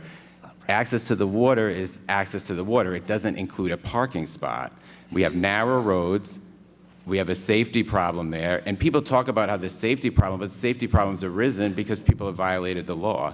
So I'm getting concerned. cars off the road. We're solving. It's the safety problems created by people parking where they shouldn't park. But we're putting them in the towns right away. It's like, All right, so about the safety problem, I would like to recognize one of the speakers earlier had mentioned that I think it's negligent, right? Negligent to avoid addressing this issue.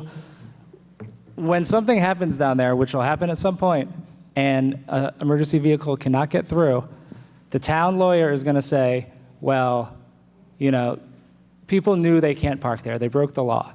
However, we're all aware of the situation. We know the problem, and we're intentionally avoiding fixing it. Right. This is a liability that we know, and we're saying, who cares?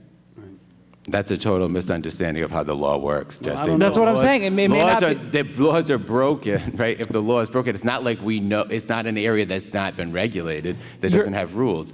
It's people know what the rules are and they knowingly Correct. violate And you're them. looking at this from a legal perspective. I'm looking from and we're all looking at it from perspectives. a realistic perspective of what can happen. Well, All right. we can't have another lawsuit, Matt, okay? We got enough going on right now. All right, all in favor? Aye. Aye. All opposed? No. No. No. Motion fails 2-3. Thank you.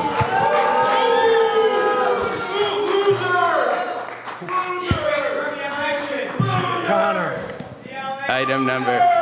You suck, you suck. Yep, and we saw you right out in social media, and I'm betting we're Item going to number attend tonight, 18. Item number 18 is a motion to approve the purchase of a gas detection system for the fire department from Shipmans Fire Equipment Company Incorporated.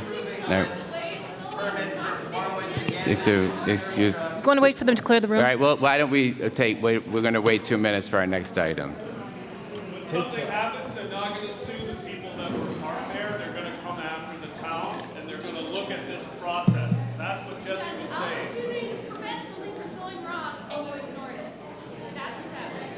Goodbye. Let's take 5. That's a good idea. Let's take 5. Smoke 'em if you got it.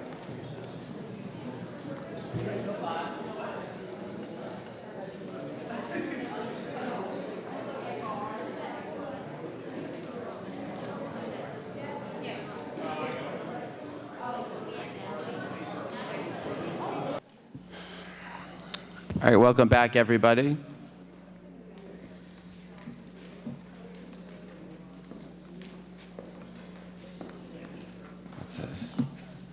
All right, item 18 is a motion to approve the purchase of a gas detection system for the fire department from Shipmans Fire Equipment Company Incorporated, the total amount of $32,147 using the state of Massachusetts contract. So moved. Second.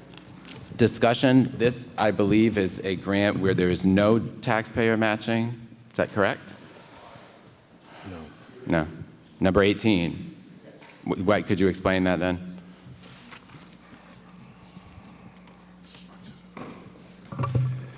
This is 95% of this is supported by the federal award, federal grant, 5% match by the town. So the overall grant was, before that, in item number 17, was for 73,885, and 95% of that is federal award, 5% is a match required by the town. So the 5% rule applies to this item as well? Yes. Okay, thank you. I didn't have that on my notes. All right, thank you. Any other questions, comments? All in favor? Aye. Aye. All opposed? Motion approved 5-0. Item 19 is a motion to approve the request from AmpSurf to conduct a one-day free surfing event for disabled veterans at the town beach on Saturday, June 6, 2020, from 7 a.m. to 1 p.m., subject to state and local regulations. So moved. Second. Discussion. All in favor? Aye. Aye. Aye. All opposed? Motion approved 5-0. Item 20 is a motion to approve the request from Gray Matter Marketing and the Narragansett Historical Society to conduct the 7th annual Ocean Road 10K road race to be held on Sunday, October 4th, 2020, from 8 a.m. to 11 a.m., subject to state and local regulations. So moved. Second. Any discussion? All in favor? Aye. Aye. All opposed? Motion approved 5-0. Item 21 is a motion to approve the Bobby Doyle 5-mile Summer Classic Road Race on Sunday, August 9th, 2020, subject to state and local laws. So moved. Second. Discussion, questions from anyone? All in favor? Aye. Aye. All opposed? Motion approved 5-0. 22 is a motion to approve the 1 2-year seasonal agreement with the Burgundian to vend from a food truck at the town beach on Monday and Wednesday nights only in the south and north lots from the 4th Monday of June through Labor Day from 6 p.m. to 10 p.m., subject to state and local regulations. So moved. Second. This truck is replacing Eddie's Barbecue, is that correct? Yes. All right. All in favor? Aye. Aye. All opposed? Motion approved 5-0. A motion to approve the proposed 2020 Narragansett Beach schedule change to open and charge parking fees and admission fees 1 hour early at 7:30 a.m. on weekends and holidays at the town beach from Memorial Day to Labor Day. So moved. Second. Discussion. So this kind of came out of our work session. I'm going to have Steve just come up very briefly, but this was mentioned in our work session. I wanted to just make sure that if anyone had questions for Steve. Good evening. So this is from the work session, although this wasn't an output necessarily, it was some of the feedback that we'd received, and so this is moving up the opening time, correct? That's correct. Not only the work session, we've had this request for numerous years, including our survey. So after giving it some thought, actually went back, talked to staff and Rec Advisory Board, and we think it's a good idea to do it on a trial basis on weekends as a pilot program for the 2020 season, weekends and holidays only for next year, starting at 1 hour early. Steve, at the workshop, I know it came up briefly. I remember when it came up, you had said, and you could correct me if I'm wrong or misremembering, that it wasn't really feasible financially, I think, and logistically to do it to go that hour early. You've looked at it in the past, and there were reasons why we hadn't done it. Well, I've always had reservations because, as I pointed out to everyone, is that we start at 3:30, 4 o'clock in the morning, grading the beach, preparing the beach, rubbish removal, and nothing's impossible. It's just that it takes a lot of resources to do that. And so in order to open up an hour early or to close an hour late, you need staff. And you know, our payroll is around $500,000 just between the months of, you know, Memorial Day and Labor Day. We do quite well, as you know, for our enterprise fund. So can we do this? Absolutely. So in order to open up early, we're going to have to, by state law, we have to have lifeguards on duty for that hour. So we will be charging, and so I think we'll do quite well because it's holidays and weekends only. So we're just going to have to start an hour early on all of those exercises and disciplines to be able to be prepared for those weekends. Okay, and how long has it been an 8:30 opening? It predates me. I think it's been for many, many, many years. Okay, so you don't have any knowledge of it ever being open at 7:30? Not that I'm aware of. Okay. In the blue sheet, I'm just looking at, there's a line in here. Parks and Rec Department receives numerous emails and beach survey results each year with concerns on beach access prior to 8:30 a.m., particularly on weekends and holidays, from those with free access from the 240 parking spaces available in the seawall. I don't know if it's the wording, but I'm confused on that. So, and that's absolutely true. We're constantly we get emails from our residents about folks parking on the seawall and having access to the beach. What typically happens is folks park and they park before 8:30, and then they drop their family off and they go park on the seawall, and they'll park there all day for beach access. Okay, so what's the complaint about? I don't have a complaint about it. That's the complaint residents have about that. I don't personally don't have a complaint with it. Okay, and so the complaint is that they are upset that people are getting on the beach for free. Exactly. Got it. Okay. My opinion is that if someone wants to get up that early and get down into town and park and get to the beach at 7:30, totally fine with them getting on for free. That's a lot of effort to do that. I think you should be rewarded for that effort by not having to pay to get onto public property. You know, I'm uncomfortable with charging for the beach at all. I understand why we do, and it's been like that for a long time, but it looks like what we're doing is limiting that access even further.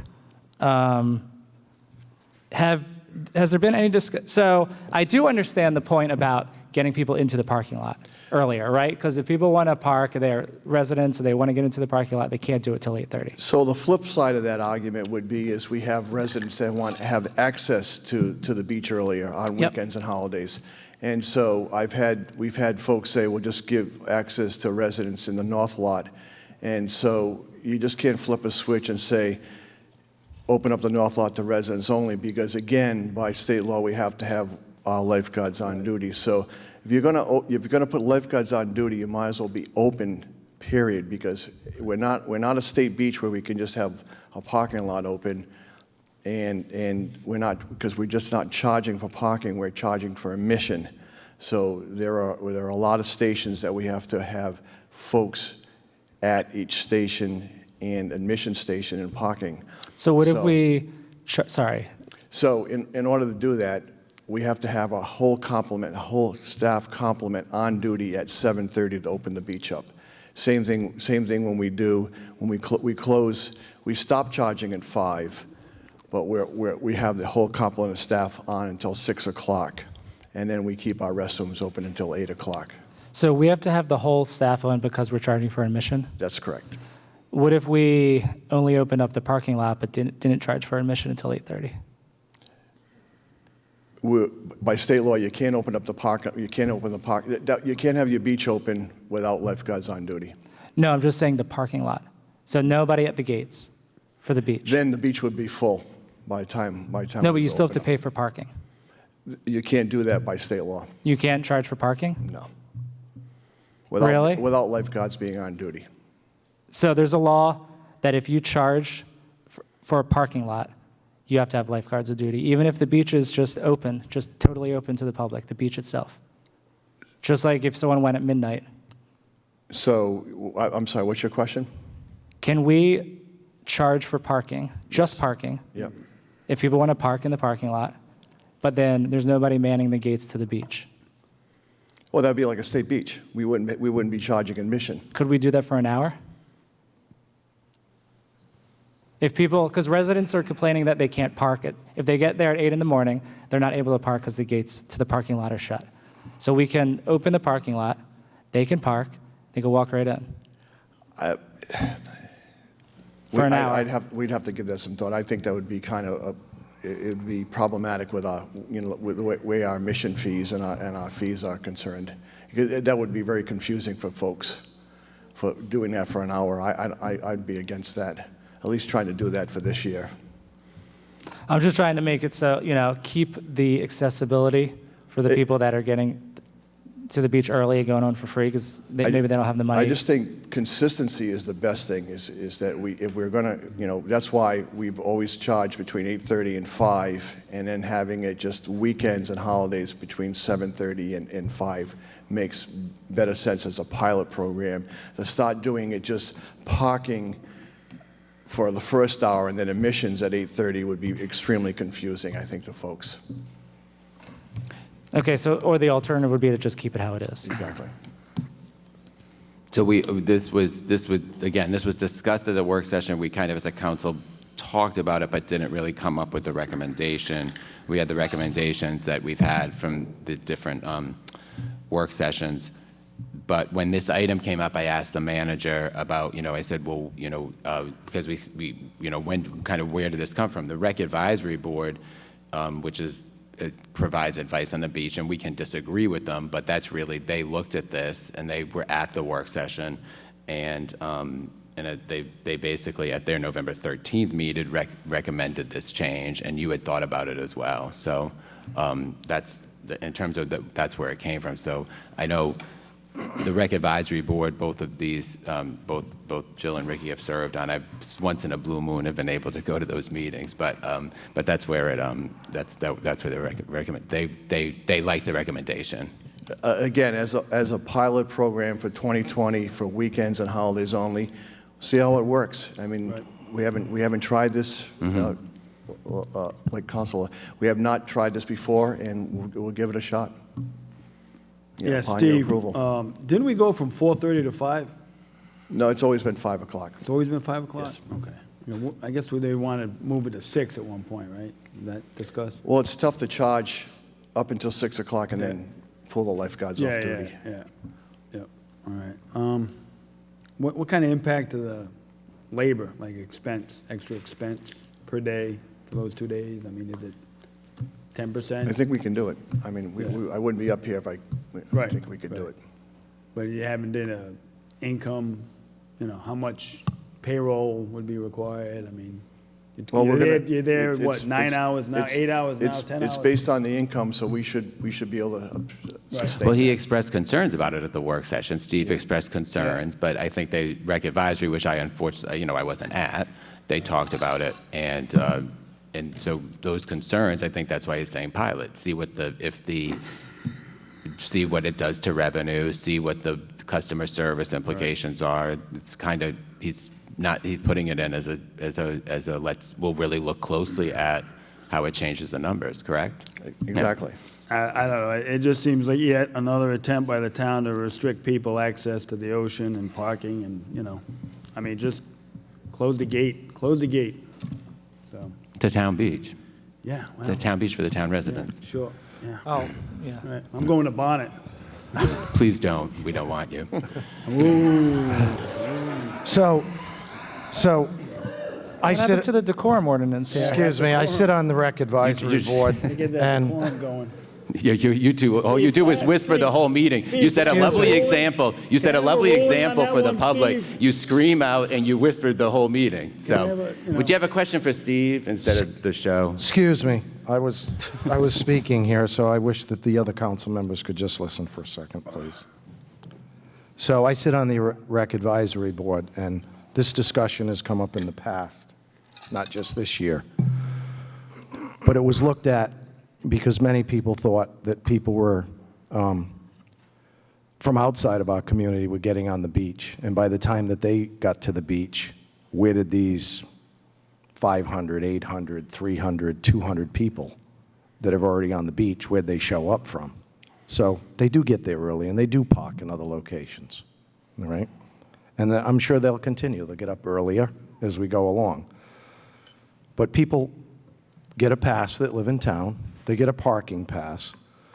So if open up a parking lot and charge for parking, those parking lots aren't really made for outside parking. Those parking lots are made for the town people who've bought the parking passes.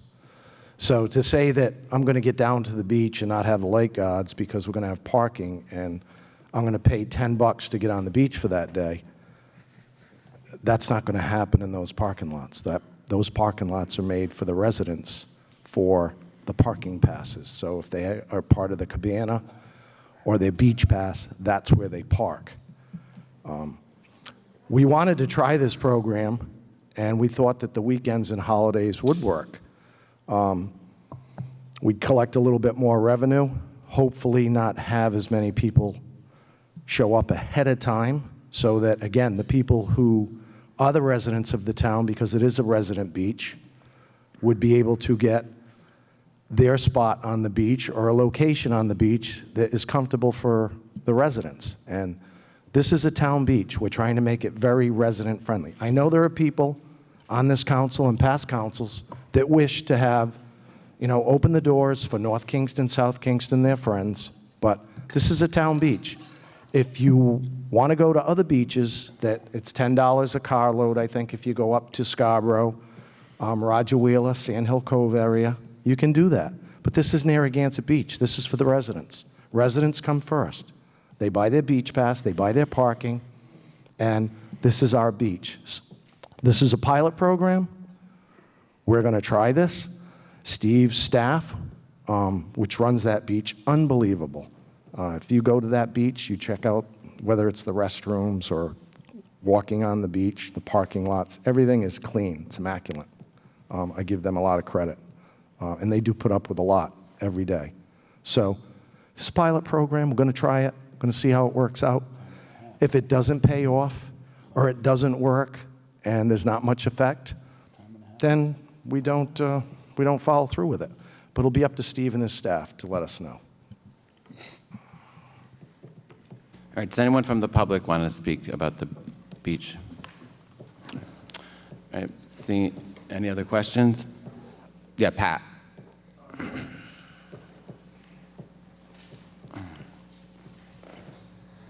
Patrick Cavanaugh, 109 Winterberry Road, just 2 seconds. My dad, God rest his soul, and my Uncle Jim, they both had an old group back in the 80s and 90s, the CRAB, Citizens' Right to Access Beach and Shores, and they went all the way up to the state Supreme Court, and they kept getting arrested, and Gil and Deglia sat here and heard them out.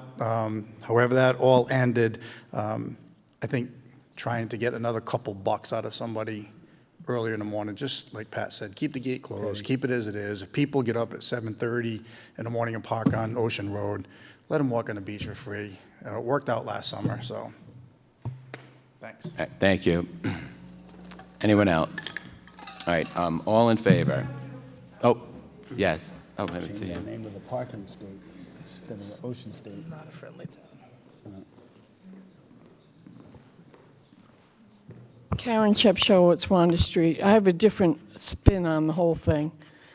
When they park on Lower Narragansett Avenue, it really is a problem for bikers or trikers to get through there, especially when there's cars coming from both sides.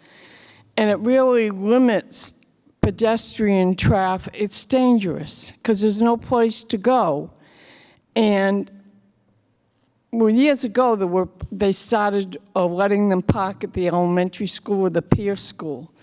But I, as a resident and having arthritis, I can't walk down to the beach. And I also have bad skin cancer, so I often don't go down in the prime hours, and there are no spots left. So I think that the residents, this has to be addressed, and the residents should be the priority being served in this town. And you can't have it both ways. I mean, you should be able to walk and bike down to the beach without having cars on both sides of the road, which they do on that Lower Narragansett Avenue. And it's not fair. Like some people might, I'm an early riser, but they start letting non-residents take the parking places, I think around 1 usually. And that's a problem for some of the residents, particularly the seniors. All right, thank you. All right, all in favor? Aye. Aye. All opposed? No. Motion approved 3-2. The next item is a motion to adopt amended 2020 Kinney Bungalow fees. So moved. Second. Discussion. So do you want to give a brief overview, Steve? Yes, thank you again. This is basically to simplify the fees at Kinney Bungalow. Daisy's not here tonight, but I wanted to. She wanted to explain that we're just trying to combine the fee to include tables and chairs. What happens when she, either before or after the event, or just prior to the event, people that are renting Kinney Bungalow get confused with the pricing, and they're paying for the event, and then they have to pay for tables and chairs because we rent tables and chairs at Kinney Bungalow. They're not renting them from a private entity like some of the other venues. And so that fee is added into the total expense.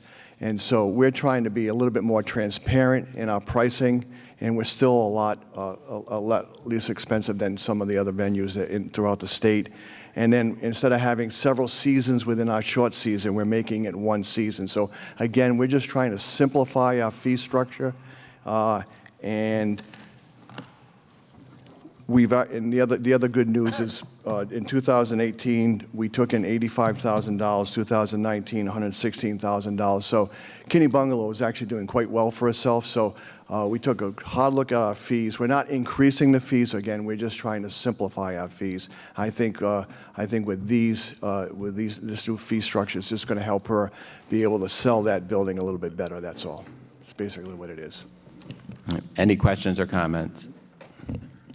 Yes, Dan.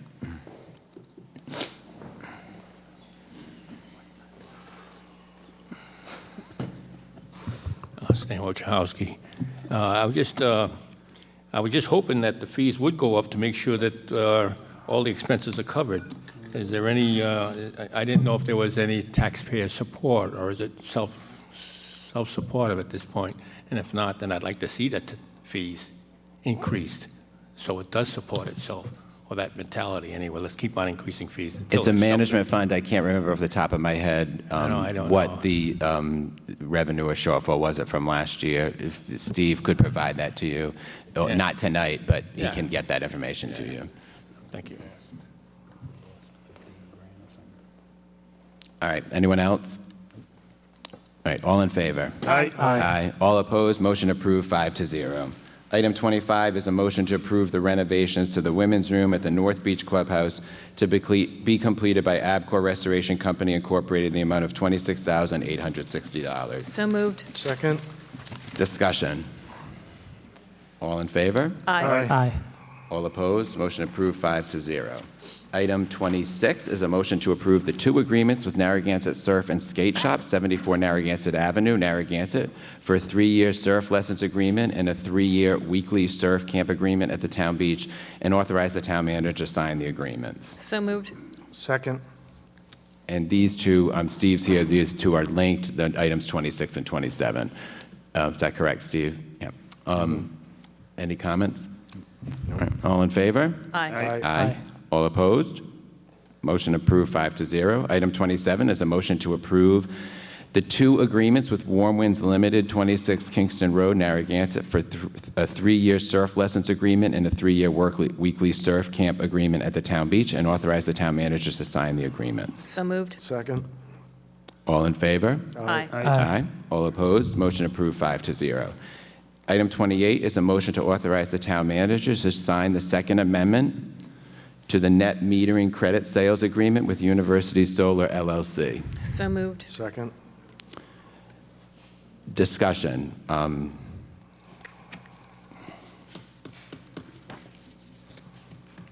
does anyone have any questions on this? I just had one question. It's a little complicated, yeah. John, wait till him come down.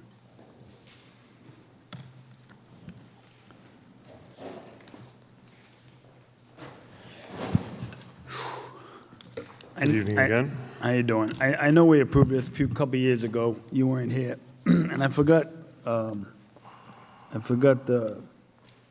was the plan at the end of 20, 25 years for disposal? Was there a bond for that? I think didn't they get a bond to clean up the site? This one here is not the landfill. Isn't that the landfill? The Superfund site. No, this is the off-site in West Greenwich. In West Greenwich, okay. So this one is not the one that's over on URI Okay, campus. well, the one at URI, was there a disposal bond on that? Do you know? That I don't know.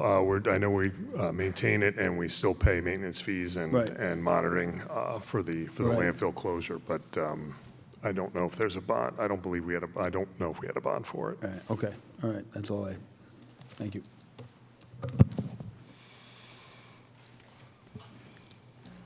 All in favor? Aye. Aye. All opposed? Motion approved 5-0. Item 29 is a motion to approve the purchase and installation of vinyl tile for the town clerk's office at Town Hall from Shore Contract Group in the amount of $13,636.88 pursuant to the Sourcewell NJPA contract. So moved. Second. Discussion. All in favor? Aye. All opposed? Motion approved 5-0. Item 30 is a motion to waive current policy and authorize the use of the miscellaneous construction services contract with George Sherman Sand and Gravel Company, Incorporated, to perform repairs of the existing 12-foot and 15-foot storm drain on Ashton Lane between Secana Boulevard and Exeter Boulevard, including the intersection of Foster Lane and Davisville Lane, in the amount of $145,300. So moved. Second. All in favor? Aye. Aye. Aye. All opposed? Motion approved 5-0. Item number 31 is a motion to award the bid for ADS pipe for the Public Works Department to the lowest bidder, Ferguson Waterworks at their quoted bid prices for a 1-year period ending November 30th, 2020. So moved. Second. Discussion? All in favor? Aye. Aye. All opposed? Motion approved 5-0. Item 32, we may recall we read and did the first reading of that ordinance in conjunction with the public hearing. Item 33 is a motion to approve the meeting schedule for the budget process for fiscal year 2021, which begins on July 1st, 2020. So moved. Second. And I'm going to ask, is there a motion to amend to include March 30th. March 30th, 2020, if needed? Make that motion. I'll second. All right, so, all right, all in favor of the amended motion? Aye. Aye. Aye? Aye. All opposed? Motion approved 5-0. Item number 34 is a motion to adopt a resolution establishing an administrative compensation schedule for fiscal year 2019-2020. So moved. Second. Jim, these are the changes to the ranges for the for the senior staff. Any questions? No, I was just going to say that's correct. It's overdue between the transition between when Sean was the acting town manager when I came in. And that's for 2019-2020? Correct. All right. Any comments? All in favor? Aye. Aye. All opposed? Motion approved, 5-0. We already did item number 35, so we next move to our open forum public comment portion of the meeting.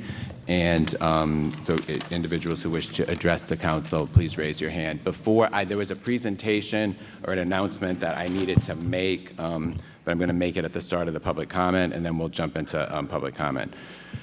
We had 3 individuals who had filed Open Meetings Act complaints against the town regarding the town manager hiring process. The 3 individuals are Melissa Jenkins, Amanda Moss, and Dennis Monahan. The Attorney General's office ruled that the town violated the Open Meetings Act during the town manager hiring process. To that end, the office directed the town to release minutes of the meetings at which the council discussed the town manager hiring process. In its directive, the Attorney General's office stated the council could discuss candidates' job performance and character, but not the interview schedule and contract terms of employment with the selected candidate. This distinction, in my opinion, is almost impossible to follow, as employment terms and job performance are inextricably linked during a search process for a manager and almost impossible to separate when we're interviewing our candidates. However, based on the directive, the town released the meeting minutes to the complainers on December 5th, 2019. This release did nothing to protect the public, as the town would have followed the same process to select a town manager, whether that process was public or private. The Attorney General's office did not direct the council to restart the town manager hiring process and did not pursue a Superior Court complaint against the town. While the town does not agree with the office's finding, it has complied with the directive to release the minutes, and copies may be obtained from our town clerk. Anyone have public comment? Yes, Carlene.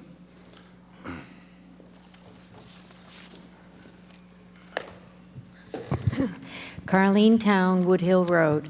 I know we've all been admonished over and over again that this is not a question and answer period, but I read in the newspaper that OLIS denied the town's request for a waiver for not level funding the library.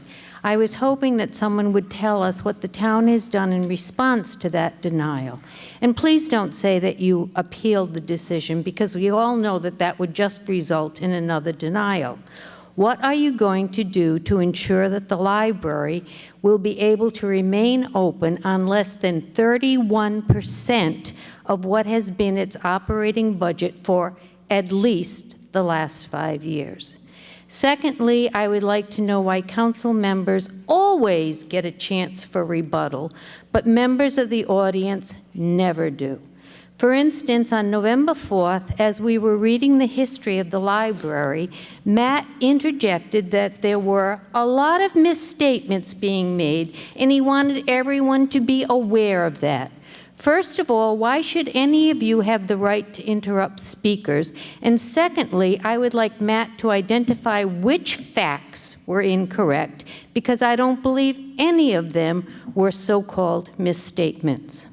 So council members refute what library supporters say, in actuality calling us liars, but they never refute anything library detractors say. A great big example of that occurred at the November 4th meeting, when a man stated that he took a walk down to the library to use the printer and couldn't get near the building because it was so crowded with the rehearsal. Now, folks, picture the library and somebody walking by with the ramp, the sidewalks, the parking lot, and someone walking by couldn't get near the building? Talk about a misstatement that was further enhanced with his statement that he walked in and saw us rehearsing. Which was it? He couldn't get near the building, or he went inside? In any event, there were no rehearsals going on at the library that day. For weeks before the November 4th Town Council meeting, we had been planning to read the history. We all had our assigned pages and knew exactly where each came in the sequence. We were at the library for a regularly scheduled Friends meeting that had a preordained agenda. If you want, I will get you a copy of the agenda, and you will see that rehearsal for the town council meeting was not on it. But when the audience voiced its disbelief at the man's accusation that the parking lot was full because we were rehearsing, we were told by Matt, "Don't yell out." Everyone has his or her right to an opinion. I may not agree with Richard's opinion that the second floor of the Belmont building is only good for a shuffleboard court, but I respect his right to have an opinion. Opinions are one thing, but outright lies should not be tolerated at town council meetings. Thank you.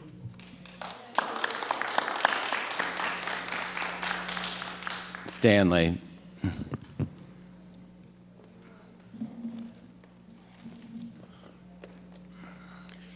Stan Wojciechowski.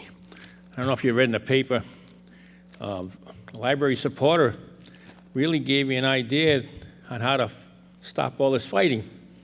When he said, by keeping taxes low, the town council maintains high-cost homes, discouraging young families who are priced out of the market.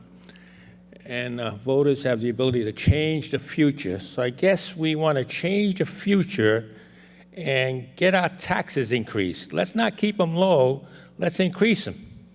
And you know right well, I've been here for 25 years trying to keep the taxes low.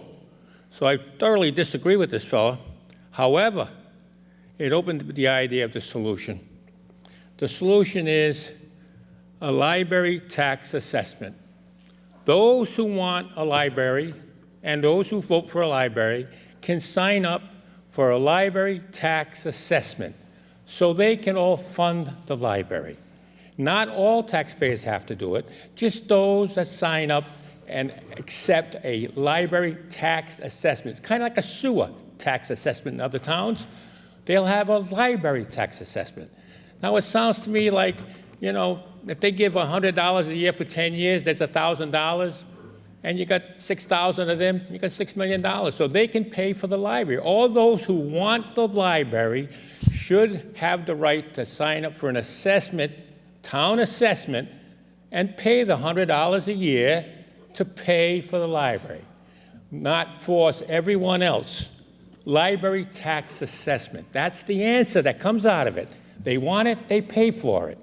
Work on that. Work on the assessment, not a bond, not a mortgage, an assessment for those who want it, and not force a cost on those who don't really see the economics there.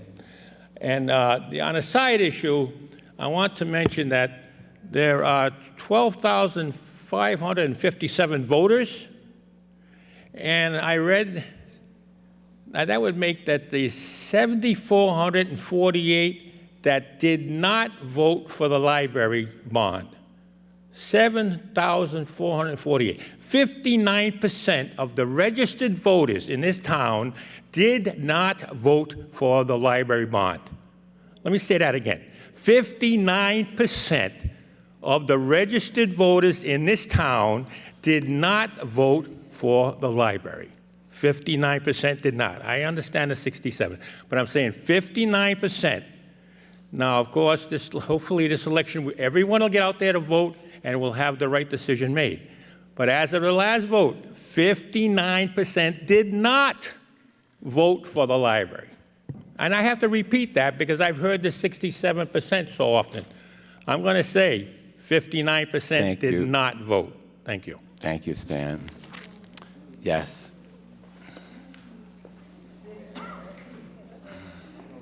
You don't show there. Ricky, you don't show up to vote, it doesn't count.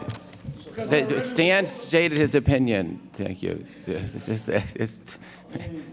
Ted DiStefano, 94 Colonel and John Gardner Road, This was published in the Narragansett Times about a week ago. Save the date, January 17th. It was recently announced that the next important court date in our efforts to save the Narragansett Public Library will be January 17th at the Kent County Courthouse. This is the date when library supporters, more than 2/3 of the voting public in the last election of the voting public, will have to vigorously oppose the group of 3 council people who are anti-library, anti-progress, and anti-education for us Narragansett residents. This group of 3 is led by Matt Mannix, the self-anointed town council president. Not true, not self-anointed. That Excuse is a me, lie. please don't I'm take my clarifying a lie. That's a lie. Please don't take my time. Yeah. It is very important. There's the First Lie. Amendment. There's a lie. There's a lie for you guys. First Amendment, you know, right to free speech, Well, Matt. we know. Yeah. It is you very guys fought important decorum that- tooth and nail. I excuse saw me, it. It is very important. I saw the whole thing. May I speak, I please? saw the whole thing. It is very important that the informed majority, the library supporters, be present in the courthouse on that date to show support for our long-planned library project. It has become apparent that the well-to-do fully support our library project. The Murray Family Trust has pledged $500,000, and most recently there was a front-page story in the Narragansett Times that substantial additional donations have been received to further boost our move to the new library building. So why is Mannix so anti-library? Why did he slash our library budget, causing an exit of wonderful library employees who must have thought that their tenure and pensions were at stake and that there are greener pastures elsewhere, places where libraries and communities are valued, where parents want their children to have access to modern, up-to-date libraries, and where the wishes of the voters and property taxpayers are heard and respected. A case in point is that at a town council meeting, Mannix et al. Refused to thank the Murray family for their very generous gift. Why is Mannix behaving in this manner? Who could possibly be advising him to act this way in this most strange and most rude course? So what is the proper course for the library supporters at this time? Well, it seems apparent to me that they have already charted their course. Fight the Mannix team of 3 in court. Show the court, the Narragansett residents, the state, and the rest of the world, for that matter, that our town is for education, for progress, and for excellence. Show everyone that we are not a backwater town, but a caring and forward-looking town that values all of the things that have made America great: education, progress, and parents who want their children to have the proper scholastic tools, including a good library. Thank you. Yes, Nancy. And then Richard.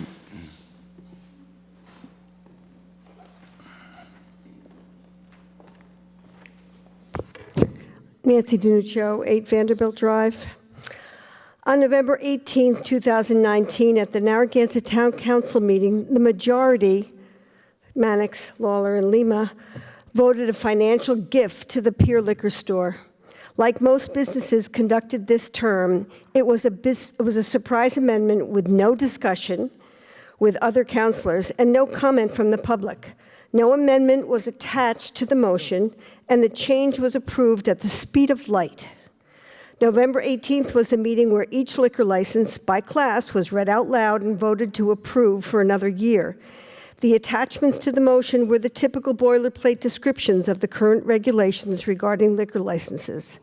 Instead of approving the 4 liquor store licenses, as has been done in other years, the council president approved 3 Class A licenses and moved Pier Liquors to another category all by itself.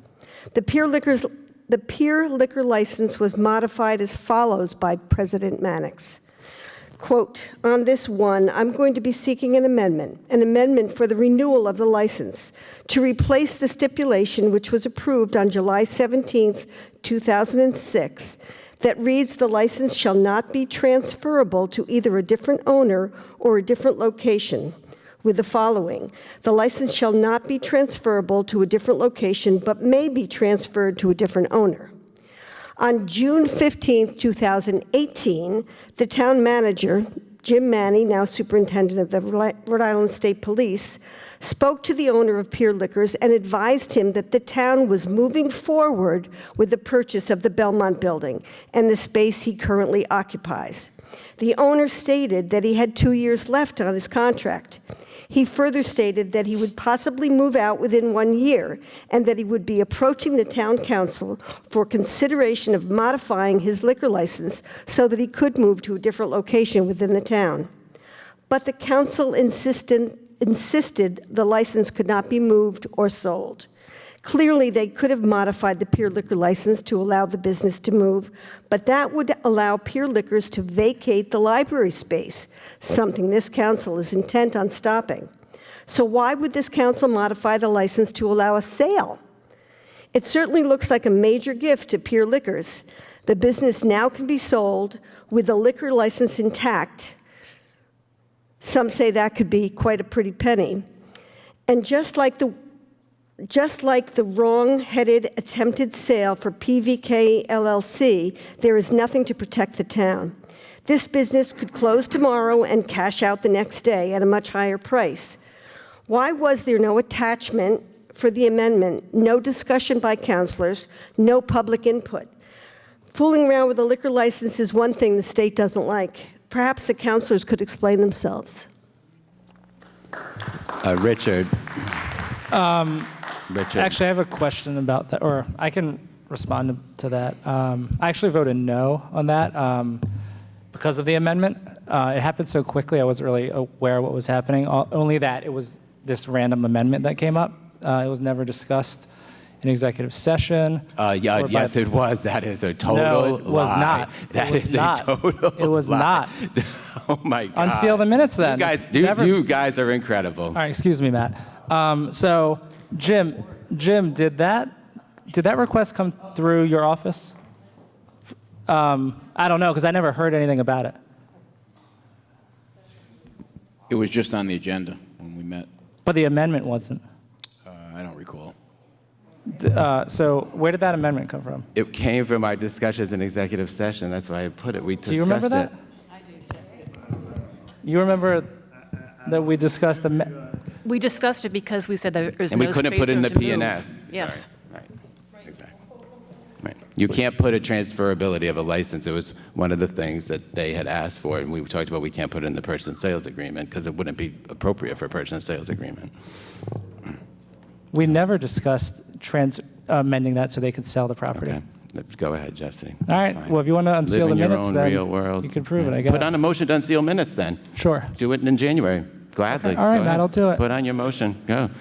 All you've done is waste time the past year, the two of you, Number with your 9. motions. Number so 9. Go ahead. We just waste time and we don't actually govern. Number 9. We'll be campaigning next year, though, don't worry. I thought we would govern for a year and act like adults, but you didn't want to. What's Richard, going on go over here? ahead. Richard. Yeah, just a few random thoughts. One thing, something quite strange. I wish you all a Merry Christmas. Thank you. You too. And I do have a solution for the surfing thing. It's a business opportunity for Uber. Uber for surfers. I think that is... Now, I have a New Year's wish here. I'd like to throw some of them out. You've heard them mostly before here. The 4 M's. Moderation. We had a terrible example tonight of non-moderation. Meditation, a rare thing indeed. Some medication, preferably tranquilizers. But most importantly, mediation. You remember the song, you don't always get what you want. The other song, working together, we can work it out. And I will say to the critics about the library pension thing, I have no problem with pensions. It's the COLA that is the killer. And to give any new employee a COLA is a cruel error and fiscal management for the taxpayers. Now, I will tell you my response to the 2014 bond issue, which I thought was murky. To me, when I voted, and I voted no because I didn't believe the library board was fiscally responsible. I haven't changed my mind. What I was voting on was the 15,500 square feet of the old IGA market. I was never voting for the second floor, the indoor shuffleboard, nor the liquor store. To me, the issue was, do I like this 15,500 square feet? Now, this was my view. Apparently, people feel there were a number of different things you could look at the vote. But I will repeat to you that we are making a huge mistake by not letting the second floor and the liquor store go. Let that sale go. And I do remind you, when you go to a courtroom, it's not like this facility. The judge not only will throw you out, the judge will lock you up. And I hope that there is no such behavior from this town like I've seen here in the courtroom. That doesn't go. Thank you, Richard. Patrick.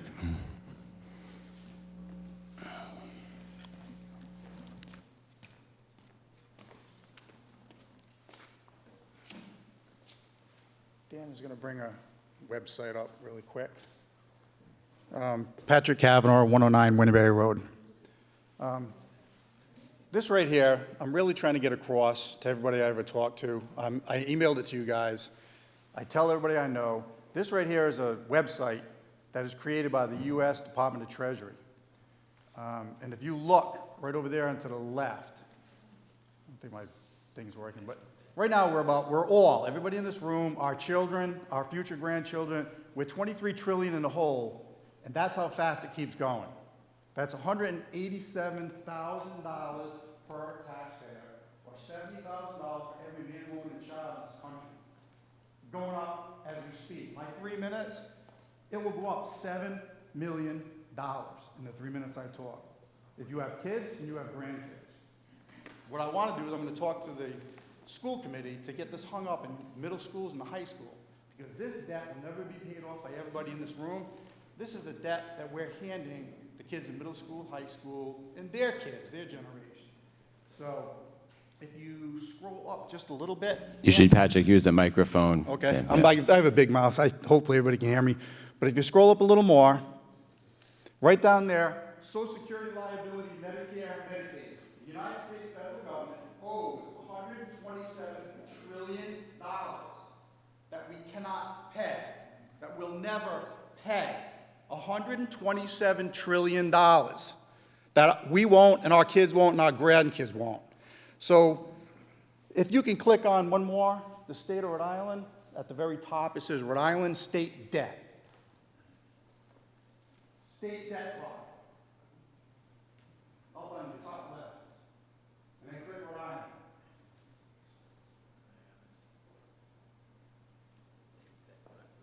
Our debt, on top of 123 trillion we owe that we'll never be able to pay. Rhode Island is $12 billion in the hole. Rhode Island.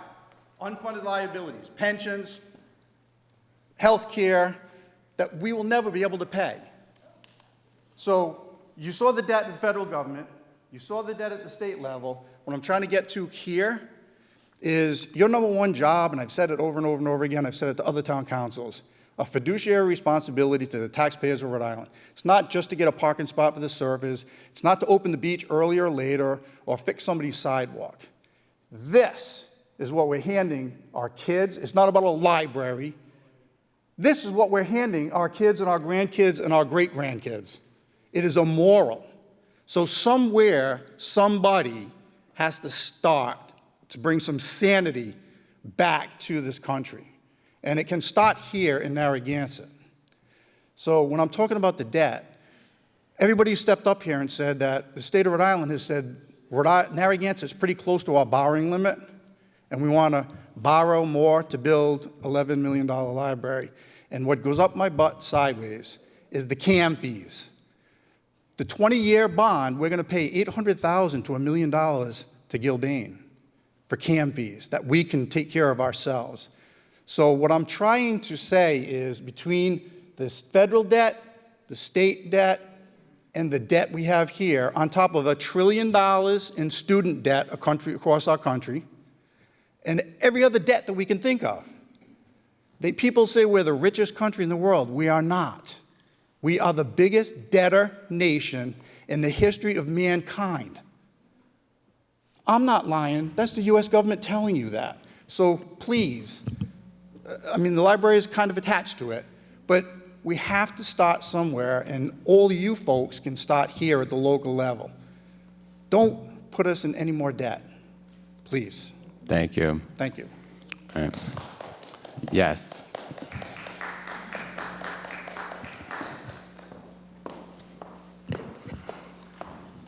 Lori Kelly, Wildfield Farm Road. I'm just wondering, I thought that PowerPoints from members of the public were banned, and so I'm really surprised how that was approved to be done. Should we all be bringing up PowerPoints for open forum? Is that a new policy?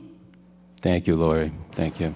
Can I No, get it's an not a new answer? policy. Thank you. So, but I can next No, week you do can't. No, you can't. Thank So how you. did he get to do it? Thank you. Thank you. Thank What? you. It's a government website. No, we're not Thank allowed you. to project on the town. Is there a motion to website. adjourn? So wouldn't it be everyone Is there a be motion able to to do adjourn? that? I have a government website. Just make it. Yeah. No, over it. These people. Make a motion to adjourn. Is there a second? Second. All right. Thank you, everyone. All in favor? Aye. All opposed? No, we have someone with their hand Motion up, so approved. I'll Patrick, say, I'll what's your vote no. vote? Motion, is it yes or no to adjourn? Motion approved 3-2. Thank you. Merry Christmas, everyone. Happy New Year.